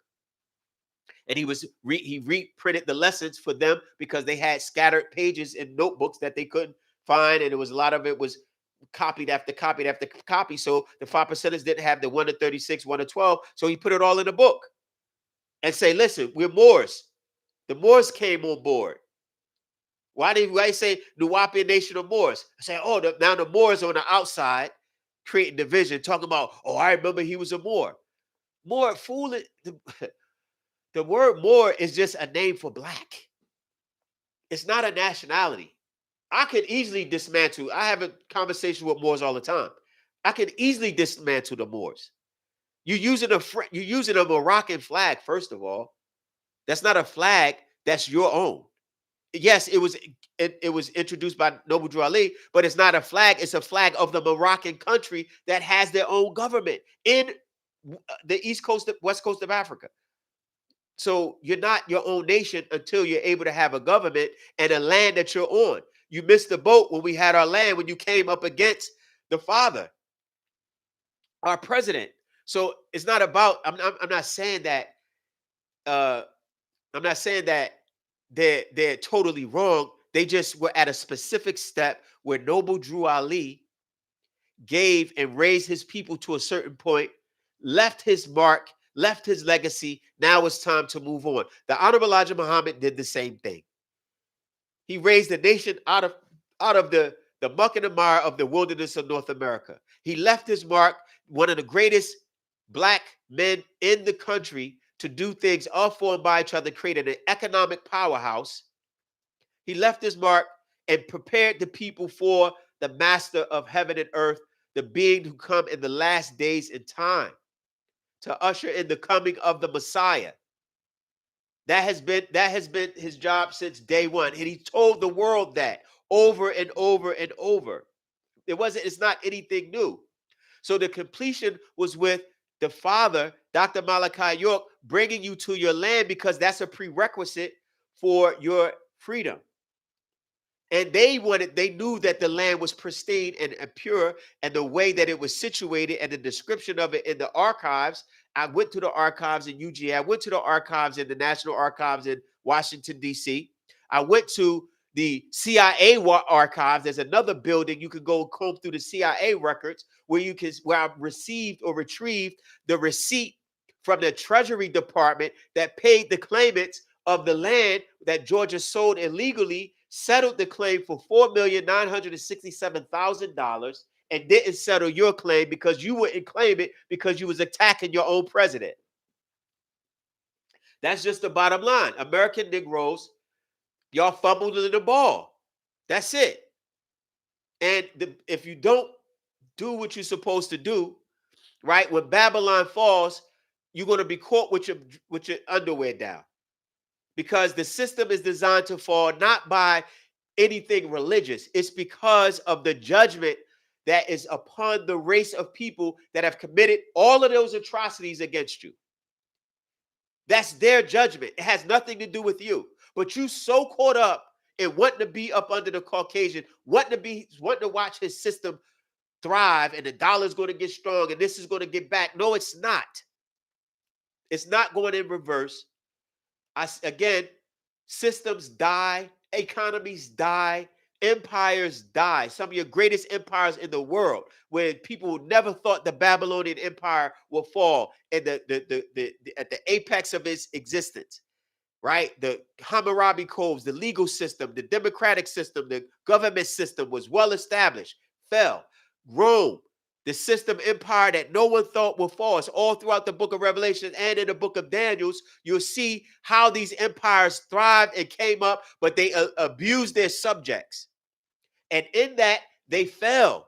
The fourth empire, the beast that the Babylon is spoken of, the new Babylon in the book of Revelation, speaks about these same patterns of abuse that's taken place against the souls of men and their slaves.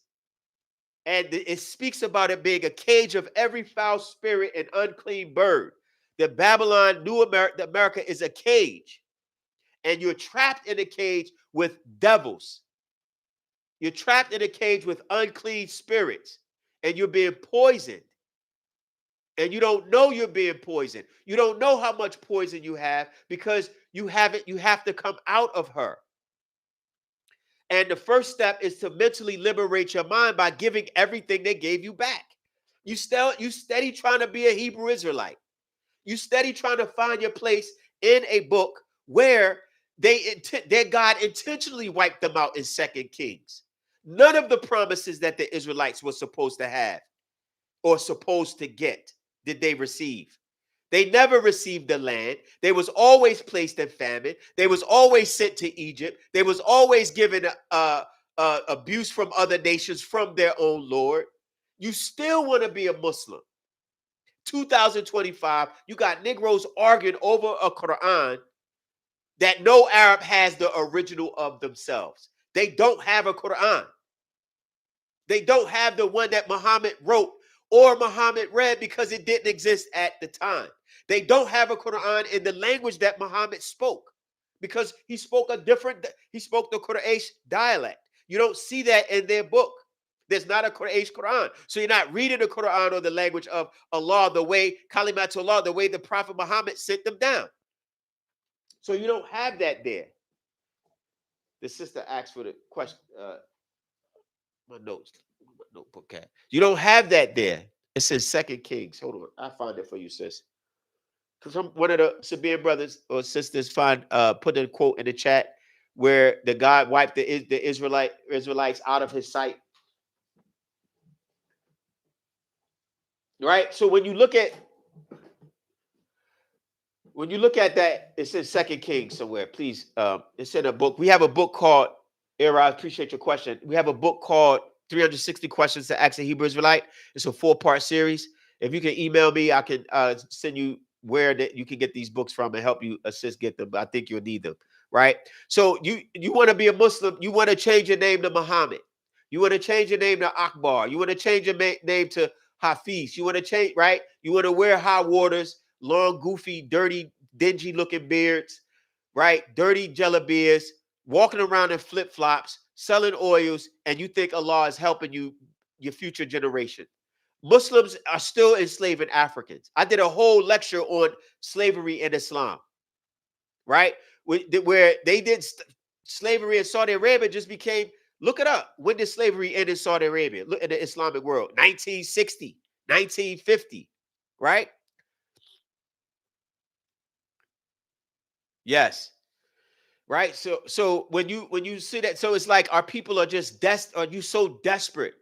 You so desperate to be crawling up under foreigners' feet and try to be up under them and dress like move to Israel and try to be accepted by them. They don't accept you. They don't see you as one of them. You are an, I don't care whether you like it or not, you are an African by genetics.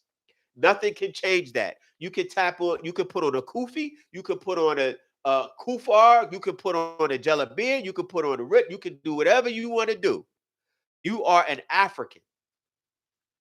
Period. You can wear a cross. You can pray to their God. You're not going to get any help. You can pray to Muslims, their law. You're not going to get any help. You haven't got any help and you won't get it. Your only salvation is in the science that your ancestors sent you down to you by way of the Heavenly Father in flesh. That's it. And if people, you want your own God, you want your own help, you have to get on board. That's the only way it's going to happen. So colonialism, what is that about? That's a question. Somebody asked a question about their diet. Let me get back to that. Yeah. So the father he speaks about cleansing yourself inside and out, which is vital. I know I'm going right, vitally important, right? When you cleanse yourself, one, you have to understand your body and how this cleansing will help you get in tune. This cleansing will help remove the filth from yourself, but you have to understand your systems in order to do that, right? Your body consists of 7 systems. I think I remember off the top of my head. Your respiratory system, circulatory system, right? Nervous system, endocrine system, skeletal system, right? Muscular system. One more. Respiratory, lymphatic. Yeah, lymphatic. Right. So these systems all have a specific function that's responsible for the total functionality, biological functionality of your body, right? And how it works, how it maintains itself, right? Lymph nodes, your T cells, the immunization system helps you keep diseases and things in the body.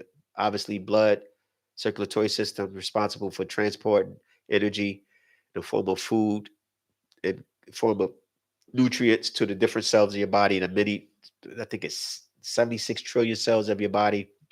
Your nervous system is responsible for sending signals, communication from every part of your body to your central computer, your central brain. And your respiratory system is your breathing, obviously your oxygen, your lungs, diaphragm, etc. Each one of these systems has to be cleansed specifically in a specific way with particular herbs and foods, right? You can't cleanse your body without first cleansing your digestive system. How did I miss that? Your digestive system. You can't cleanse your body without cleansing that first, because that's the first contact you have with outside toxins. Obviously, seeing your skin, but taking it in to where it affects every system of your body. You have to clean your digestive system. Your digestive system is about 25 feet long. Your small intestine and large intestine, 25 feet. That's like 4 times your height. So imagine you laying 4 bodies. Well, and from your mouth to your anal is the digestive system. So you have to cleanse that. So if you haven't cleansed that, let's say for instance, right, breath book, right, 11. Oh, okay. Oh, oh, interesting. Okay, some may be included. I may have left some out. So thank you, Bolden. So with your digestive system, right, because it has an intercoiling trail that, right, especially your small intestine is very coiled, right, and it takes food to passage through there. It takes about 24 hours. It should take 24 hours. If you're not regular, then right, if you're not regular, then guess what? It may take 2 or 3 days for food to come out. If you eat 3 meals a day, that means that 3 meals per day times 7, that's 21 meals per week. That's 22, that's 84 meals per month. And do the math times 12, right?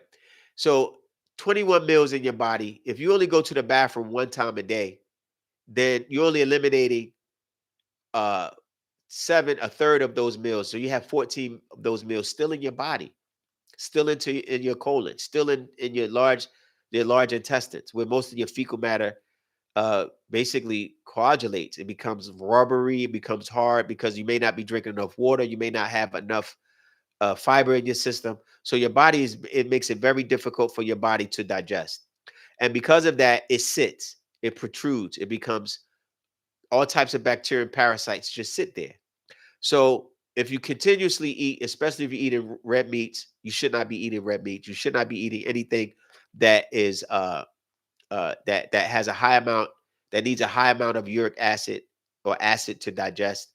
Your body's not built for carnivorous food that you have to eat in that way, because you don't have the canines or the molars to tear or bite into flesh that way. So you shouldn't be consuming it. But let's just say that this is in your body. In order for that to come out, right, over a period of years, because your body absorbs liquid, your body does not absorb food. Your body absorbs liquid. You're not a carnivore. You're not a herbivore. You are a liquivore. This is the Father speaking in this way when he taught us this. He said you are a liquivore. Why? Because your body does not digest material food. It doesn't take in the matter. It removes the nutrients from the matter. It grinds it up with your mouth. It adds bile juices in your stomach and acid stomach juices. It goes through your small intestines as chyme.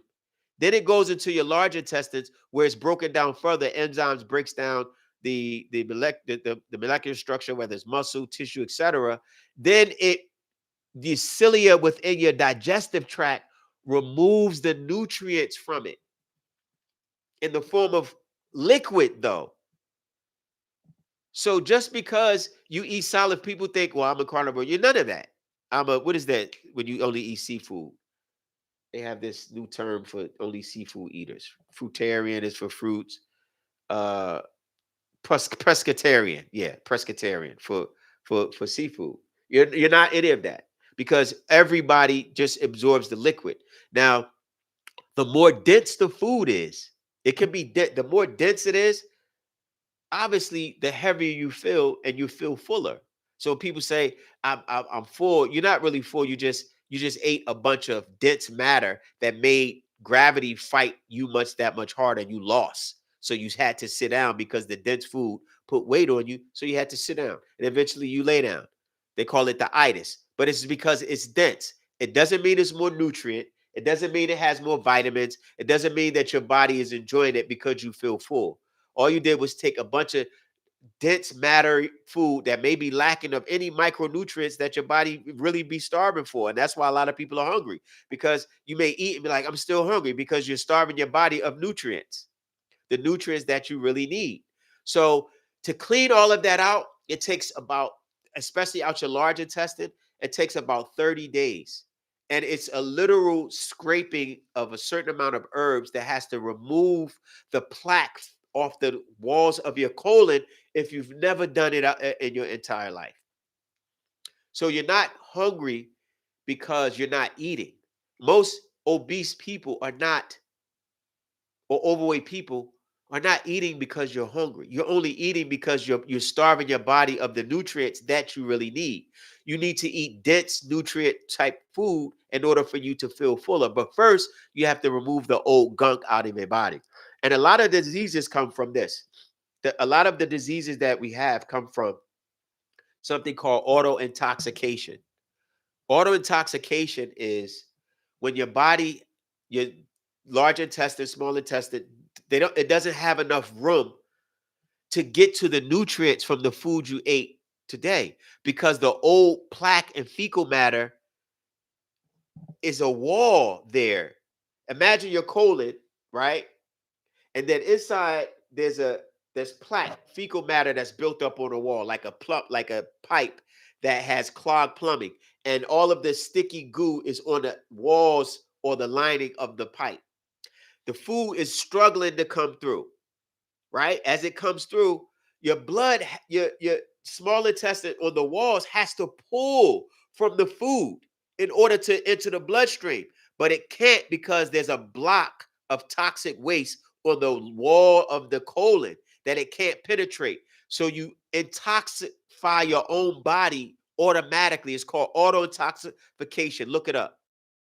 And it's actually a deficiency. It can create bad back problems. It can create halitosis. It can create your hair to fall out. It causes your eyes to become red. It causes your body will never get the nutrients it needs. All it will cause is a bulging stomach. Your stomach will get large because the fecal matter is backed up. So you have to take the time to really cleanse yourself. And this is a full-time job. This is not something that you can waste time with doing. You're so concerned about this person's life, what this person doing, who this person is, who this person not, while your body's rotting away because you're not taking the time to focus on yourself to cleanse yourself. That's the digestive system alone. 30 to 60 days you have to clean your digestive system. Your lymphatic system doesn't take as long because it's mostly liquid.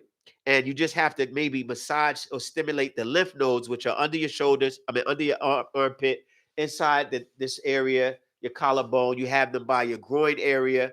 You have them a few other places near your ankle as well. But most of the times when in your neck area, most of the times when you're sick, your lymph nodes will become big. If you have a cold or flu, they say tonsils, but oftentimes it's your lymph nodes that become swollen because it's creating more T cells, I think, to fight off infection. So it pulls the disease cells into your lymph.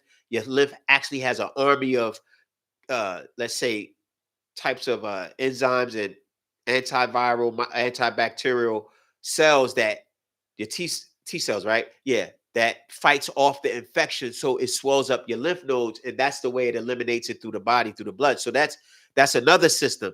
That's a certain amount of herbs. And then your respiratory system, you have to cleanse your lungs, being around fresh air, your breathing exercises. The Father has a book, actual fact again, email me, called Payafak, that speaks about the breath breathing exercises that our ancients spoke about, and how breath breathing eliminates a lot of disease, which each breath you eliminate more toxins. If you don't breathe properly, you won't eliminate the toxins as you should. So breathing opens up your airways, opens up your cells. It gives you a different feel, especially when you have this prana, or this sma is called, this energy, etheric energy within the air that keeps you alive, that keeps you energized. You have to breathe it in. Obviously, being around a beautiful environment with plenty of plants and trees and oxygen helps that.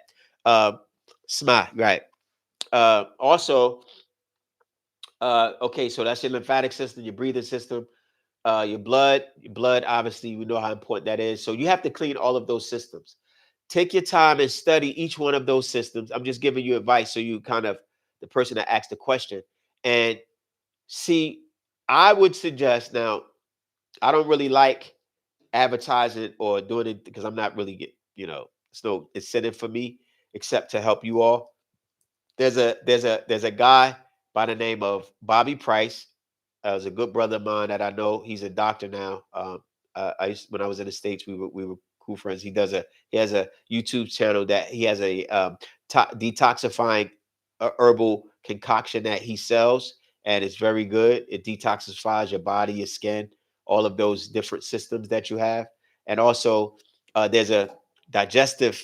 There's a what do you call a digestive cleanser called company by the name of Dr. Natura.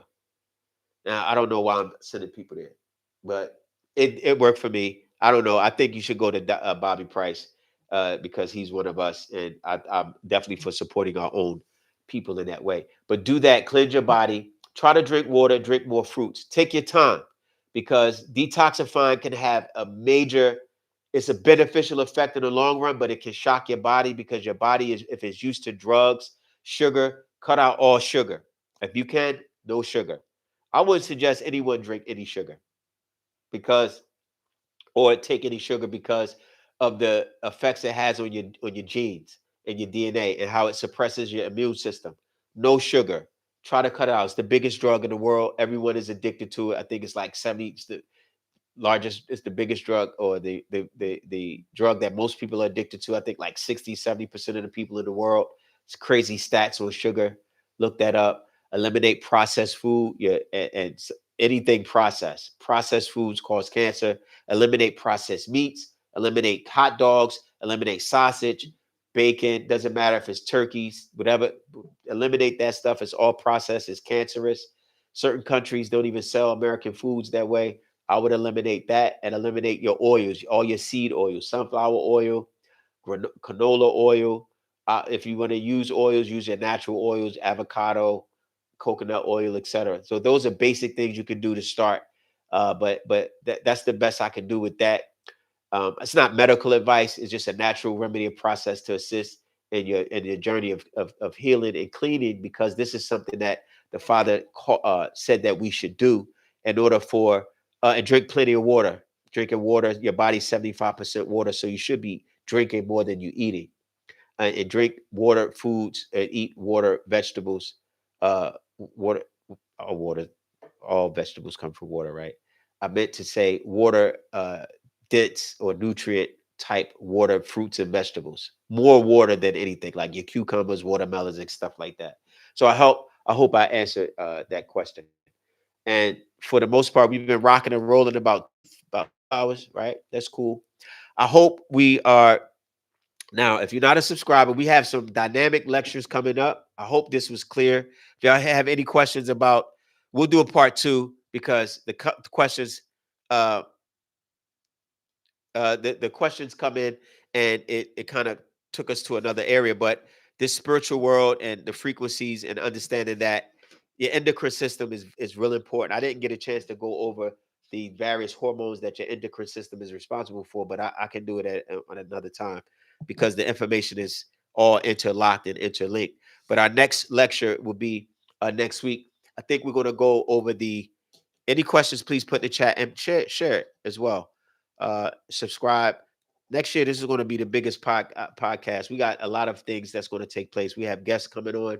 We have people from all over Africa. I'm in Ghana right now. We have a lot of different topics. The Father's given us millions and millions of years worth of knowledge, so we have plenty of content. This is the space where you can come and just get a different type of vibe, a different type of energy. Not the same old podcast crap that you hear people. All they're talking about is rap people lives and what this person had beef with 10 years ago, 5 years ago. They talking about what type of money people. It's becoming that you don't see that they're dumbing you down. So they're making sure that Ashok, they're making sure that you don't have the brain capacity to even experience what is about to take place. They're trying to make sure you don't have the intelligence to absorb the information that the Father is presented to us once he walks free again on this planet. There's going to be a shift so big that people are not going to be prepared for it. They're not even going to know what to do, because they're not going to be caught up to even the basic information about the religious world and their God, right? And how you have to give it back. That's the first step. The first step is to give the Adamite his religious doctrines back. Period. Once you do that, then you can embark and embrace your spiritual science. And your ancestors are forcing you to do it. You're just being hard-headed. You have questions, you're not getting answered, but the fear and the insecurities of not being accepted, of people like, oh, this person is a part of a cult, that all the crap they use to implement fear. They really looking for you to be the one to have to be fearless, to stand up and question the things that you've been lied to about for the last 6,000 years. It takes a certain amount of courage to do that, and you need to have the courage so you don't just be a sitting duck, allowing people to abuse you and lie to you and tell you anything and continue to be enslaved. The only reason you continue to be enslaved is because you allow them to control you mentally. I already expressed, and I'm gonna go through this because a lot of people are asking about this U.S. jurisdiction. I'm going to address the United States jurisdiction and how they use that to control you, right? The control that they have is this word jurisdiction. That's that'll be a complete podcast, a complete episode. But this and it's time to do it, because we have to dismantle the Adamite's authority over your mind.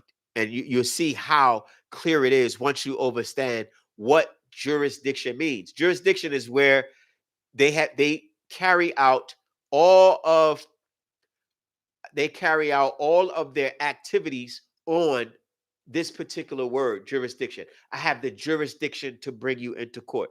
I have the jurisdiction to arrest you. I have the jurisdiction to send you to prison. Everyone is in prison because of that particular word. Everyone has been arrested because of this claim of jurisdiction. That means that this person claimed jurisdiction over this person to do whatever they want to do with them within the confines of their so-called laws if they choose to follow them. What gave this person the jurisdiction to have control over this person? Where did it start? That's where we go to. Not, well, I got to go to court and talk. No, I don't want to talk about I don't want to talk about the charges. We're not there yet. I beat the devil plenty of times with this. Over and over. I'm notorious. People say, oh, he get arrested plenty of times. I did get arrested a lot because the devil was on my neck, because I was whipping his tail all throughout court and they couldn't figure out how to get me. So when those that don't know, the Father said a person that is not afraid is more likely to become a deity. Right? Because you're not afraid to go against the authority, to question authority. Now, the reason why jurisdiction is in question is because you have to find out how one person or one group created the idea that they could bring this people in their building to charge them for things that they said was illegal.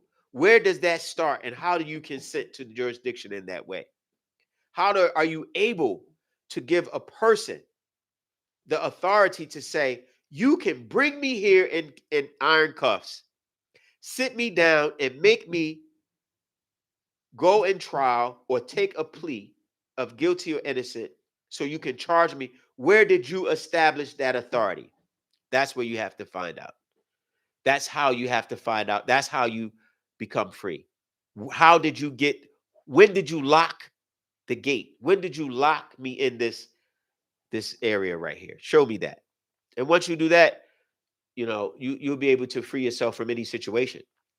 And that's what the Father's argument was. Is that every time this is presented, you have people that know that his release, his freedom, will free every person of the diaspora, because they have no jurisdiction. Once the jurisdiction falls, this is the only thing you can argue in court before your case.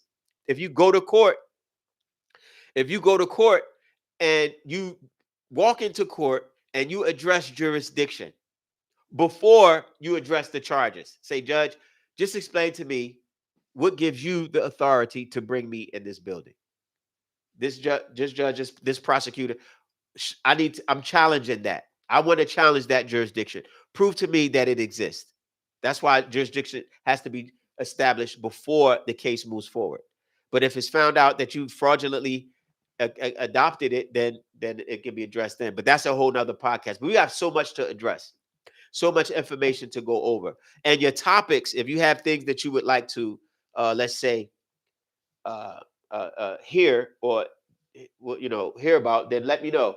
We have scheduled October the 9th, right? October 9th, October the 19th, and the 27th. We typically do these lives 3 times a month. If we need to do more, we will. As the subscriptions go up and people subscribe and share, and they find this space, this YouTube channel, something that they can deal with to get away from the everyday chaos that you see in the news and on these other podcasts. I'm not speaking anything. Stop listening to these people that's giving you trash in your mind. You wouldn't eat trash for food, so don't put trash in your brain or in your ears. You wouldn't pick it up off the ground and eat it if it's spoiled. So don't swallow spoiled poison that's taking place. Yeah, just study that jurisdiction. You'll see most of their jurisdiction starts with their constitutions. But then The Constitution has to be questioned. All right, so you wrote a Constitution. Okay, the 13 colonies. Who wrote this Constitution? They'll tell you. I have a book called Slavery and the Founders over there by John Finkelman. Slavery and the Law, Slavery and the Founders. Who wrote this Constitution? They'll tell you. They'll give you the signatures of the people. Okay, this is the authority that you're using to bring me in court. Who were these people? They'll give you a list. John Hancock, Jefferson, Franklin, Washington, whoever were 13 of them, I think, signers of the Declaration of Independence were Masons, right? So you signed this Constitution to say what? Right? You have control over who? That's a trap question. They will say citizens. That's not what their Constitution says, though. Their Constitution says they have control over property. You were not considered their citizen. You were considered property in the Constitution. I'm not talking about the Constitution 2025 interpretation that people try to use. Oh, we're citizens. We can arrest any citizen. I'm not talking about that. You was not a citizen when they wrote that. And in the law, the intentions of the drafters of a legal document remains untouched throughout its existence. The intentions of the drafters of the constitutions drafted you in the Constitution as a slave, as property. So their jurisdiction is hinged upon a document, right, that sees you as property. That's the intention. It's a Supreme Court filing. It literally was when the slave South was rebelling against trying to separate from the North through the Civil War. Right? When you look at that, yeah, I think that's true. I think it's Dred Scott, right? That's exactly where it is. That's a good, you on point. It's in the Dred Scott filing where they said that Dred Scott, the Judge Taney, that's the judge of the Dred Scott case. Judge Taney said that Judge Taney said that the Constitution cannot be rewritten. You cannot change the intentions of the drafters. The intentions of the drafters said that the Constitution does not give blacks or descendants of slaves equal rights as the white man. So when they say we have jurisdiction to bring you in court, you ask them, are you bringing me in court as a property or are you bringing me in court as what? They'll say citizen. Say, no. You didn't intend for me to be a citizen in this document. You can't change it. Supreme Court says you can't change the intentions of the founding fathers. So don't change it now. Are you bringing me in this court as a citizen or property? They would have to say property. And at that point, the Constitution becomes an illegal document and their jurisdiction cannot stand because there's no organic constitution globally in international law that accepts a compact that's built on slavery protection or human trafficking protection. That document was drafted to protect the economic powerhouse of human trafficking called slavery. They had to draft it based on the slave clause and they had to remove the clause, the word slave out and attach other persons in there. And therefore, the compact that the United States government holds is a creation to protect two criminal enterprises, the North and Southern states, the 13 colonial states. Therefore, it's illegal. And I argued that several times. They threw my case out.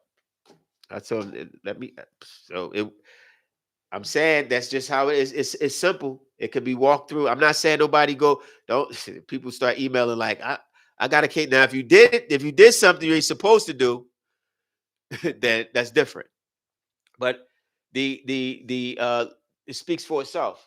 So we'll address all of that. Like we can get into that because I got to address the Native American and African indigenous claim of who's who. Our people are still going over that we're one and not the other. We're Native American and not African. So we'll deal with the haplogroups and from a scientific perspective, nothing, let's say, emotional. So if that's no all of the questions, I appreciate it. I thank y'all for engaging. You can drop email me for any of those excuse me, actual facts or patriarchs, right? Patriarch at not there's no S there. It's sabbatic, the way. Patriarch at these are well, it is the way, but it's a series of book called Patriarch, right? Each book has a specific title. Actual facts, each book has a specific title. There's literally hundreds of these books. Anyone that you may be interested in, my email I think is in the description where you can email me at deuceyork@gmail and ask about the books, and I'll help you get to them because that's the purpose of the podcast to get you to that information. So hopefully next time when we come on, you'll have more. You'll bring your friends, tell them, look, we're going live. Any questions? Let's talk. Any discussions, any controversial information, anything you have to address, let's do it. But we will do it in facts. We'll maintain dignity. We'll maintain integrity. We'll maintain a factual, cohesive exchange. So we don't have to. We'll step above the rest of everyone else that's dealing with this nonsense and chaos in the world. This is a space where you can learn. Hopefully, we share intelligence, and I'll do my best to maintain the flow of information from His Excellency Dr. Malachi York, our ancestors who've given us a great our spiritual science, and I hope it has helped. I hope it blesses you, and I hope you have a prosperous and better future. And hope to see you on October 9th. So please share to many people as you can. Check out the other episodes if you missed it. Comment, let me know what you think. I engage with everyone, and I hope to see this channel grow. By next year, we need 1 million subscribers. All right, take care. Thank you.